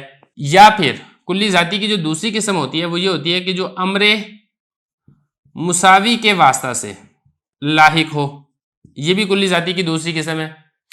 مثال کے طور پہ ضحک، ہنسنا۔ دیکھیں ہنسنا انسان کو بعد میں آتا ہے، لیکن پہلے کوئی تعجب والی بات ہوتی ہے جس کی وجہ سے ہنسی آتی ہے۔ تو یہ جو ضحک ہے یہ انسان کو لاحق ہوتی ہے، لیکن یہ اولاً اور بالذات انسان کو لاحق نہیں ہوتی ہے، پہلے یہ یہاں پر آتا ہے تعجب، تعجب کے واسطہ سے انسان کو لاحق ہوتی ہے۔ اور تعجب اور انسان یہ امر مساوی ہیں کہ جو انسان ہوگا وہ متعجب ہوگا، جو متعجب ہوگا وہ انسان ہوگا۔ ایسا نہیں ہو سکتا کہ متعجب ہو انسان نہ ہو، ایسا بھی نہیں ہو سکتا کہ انسان ہو اور اس کو تعجب نہ آتا ہو۔ تو یہاں پر دیکھیں یہ جو ضحک ہے یہ انسان کو لاحق تو ہو رہی ہے لیکن تعجب کے واسطہ سے لاحق ہو رہی ہے، اور یہ جو تعجب ہے یہ امر مساوی ہے انسان کا۔ تو کلی ذاتی کی آپ نے 2 قسمیں پڑھ لی۔ اب یہ بتا رہے ہیں کہ جس علم کے اندر کسی بھی چیز کی عوارضات ذاتیہ سے بحث کی جائے گی اس کو کہا جائے گا کہ اس علم کا موضوع ہے۔ فرما رہے ہیں موضوع، کسی بھی علم کا موضوع وہ ہوتا ہے کہ جس میں بحث کی جاتی ہے اس کے عوارضات ذاتیہ سے۔ اب عوارضات ذاتیہ، عوارض جمع ہے عرض کی، ذاتیہ جمع ہے ذاتی کی۔ یہ کہتے کسے ہیں؟ عرض ذاتی۔ تو عرض ذاتی کی تعریف کر رہے ہیں 2 قسمیں، جیسے کہ میں نے بتایا تھا کہ 3 میں سے 2 قسمیں ذکر ہو رہی ہیں۔ پہلی قسم وہ ہے جو کسی چیز کو لاحق ہوتی ہے، پیش آتی ہے، اولاً پیش آتی ہے، بالذات پیش آتی ہے، جیسا کہ تعجب انسان کو لاحق ہوتا ہے انسان ہونے کی حیثیت سے، درمیان میں کسی چیز کا کوئی واسطہ نہیں ہے۔ یا پھر لاحق ہوتی ہے کسی واسطہ سے اور وہ واسطہ ایسا ہوتا ہے جو کہ مساوی امر ہوتا ہے اس چیز کا، جیسا کہ ضحک یہ پیش آتی ہے متعجب کو، حقیقتاً اول تو متعجب کو پیش آتی ہے، پھر اس کے بعد متعجب تعجب کے واسطہ سے انسان کو لاحق ہوتی ہے، اور تعجب اور انسان ان دونوں کے درمیان امر مساوی ہے، دونوں برابر ہیں۔ یہ بتا رہے ہیں کہ پھر منسوب ہوتا ہے اس کا عارض ہونا انسان کی طرف بالعرض اور مجازن، مجازن پھر اس کو انسان کی طرف منسوب کر کے کہہ دیا جاتا ہے کہ جو ضحک ہے وہ انسان کا خاصہ ہے۔ بسم اللہ الرحمن الرحیم۔ شرح تہذیب کا دوسرا باب ہے مقدمہ، سبق نمبر 11 میں خوش آمدید۔ آج کے اس سبق میں ہم پڑھیں گے کہ منطق کا موضوع کیا ہے۔ عبارت دیکھ لیں، ترجمہ کرتے ہیں اور آخر میں اس کی تشریح کرتے ہیں۔ وموضوعه المعلوم التصوری والتصدیقی من حيث انه يوصل الى مطلوب تصوری فيسمى معرفا او تصدیقی فيسمى حجتا۔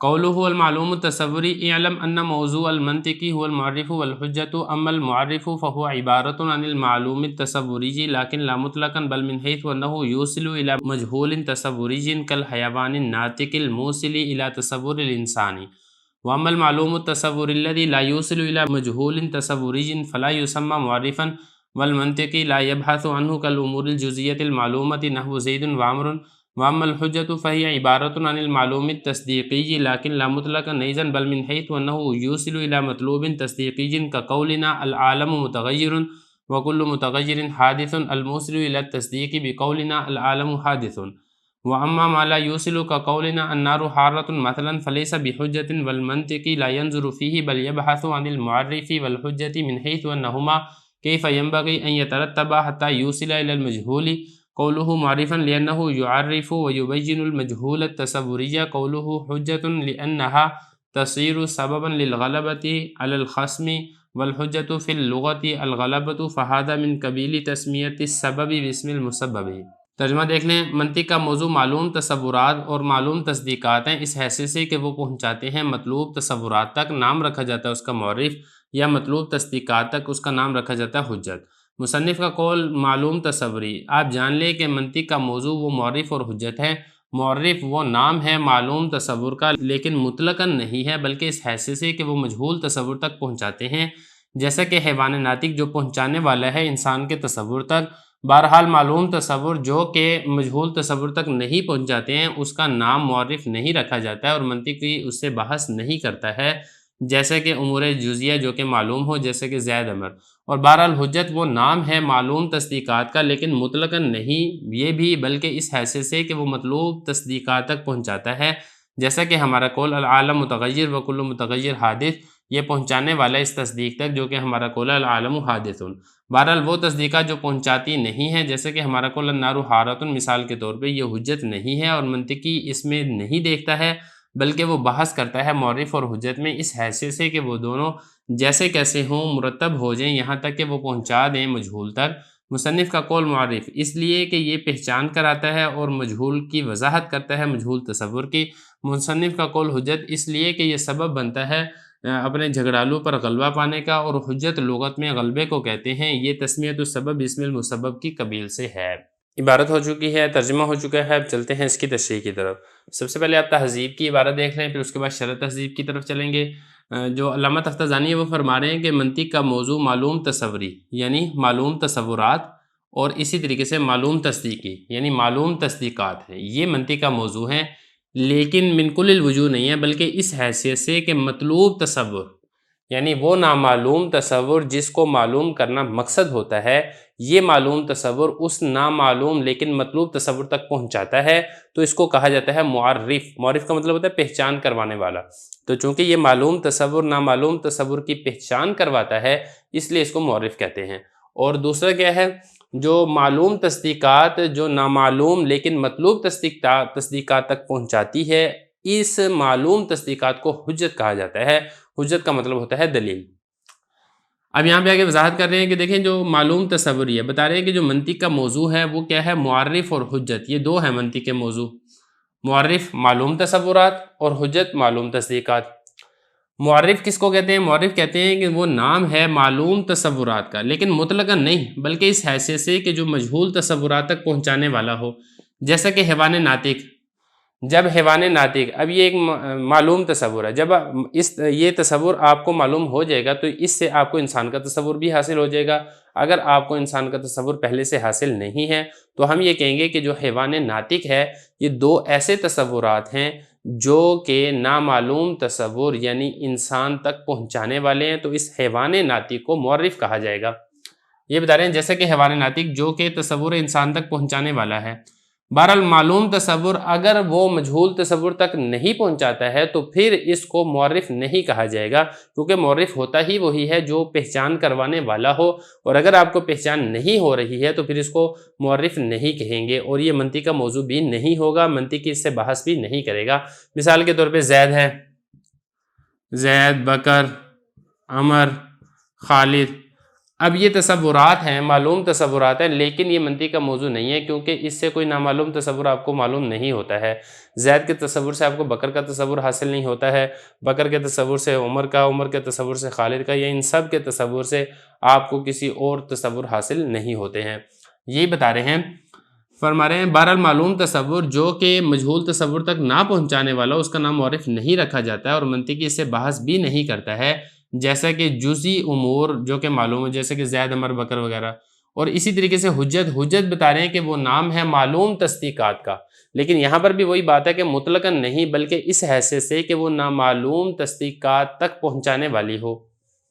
یہ بتا رہے ہیں معلوم تصدیقات کو حجت کہتے ہیں، لیکن مطلقاً نہیں، بلکہ اس حیثیت سے کہ وہ مطلوب یعنی نامعلوم لیکن مطلوب تصدیقات تک پہنچانے والی ہو۔ جیسا کہ اس کی حضرت نے مثال دی ہے کہ ہمارے پاس دو تصدیقات ہیں، ایک ہے العالم متغیر، اور دوسری ہمارے پاس تصدیق کیا ہے، کل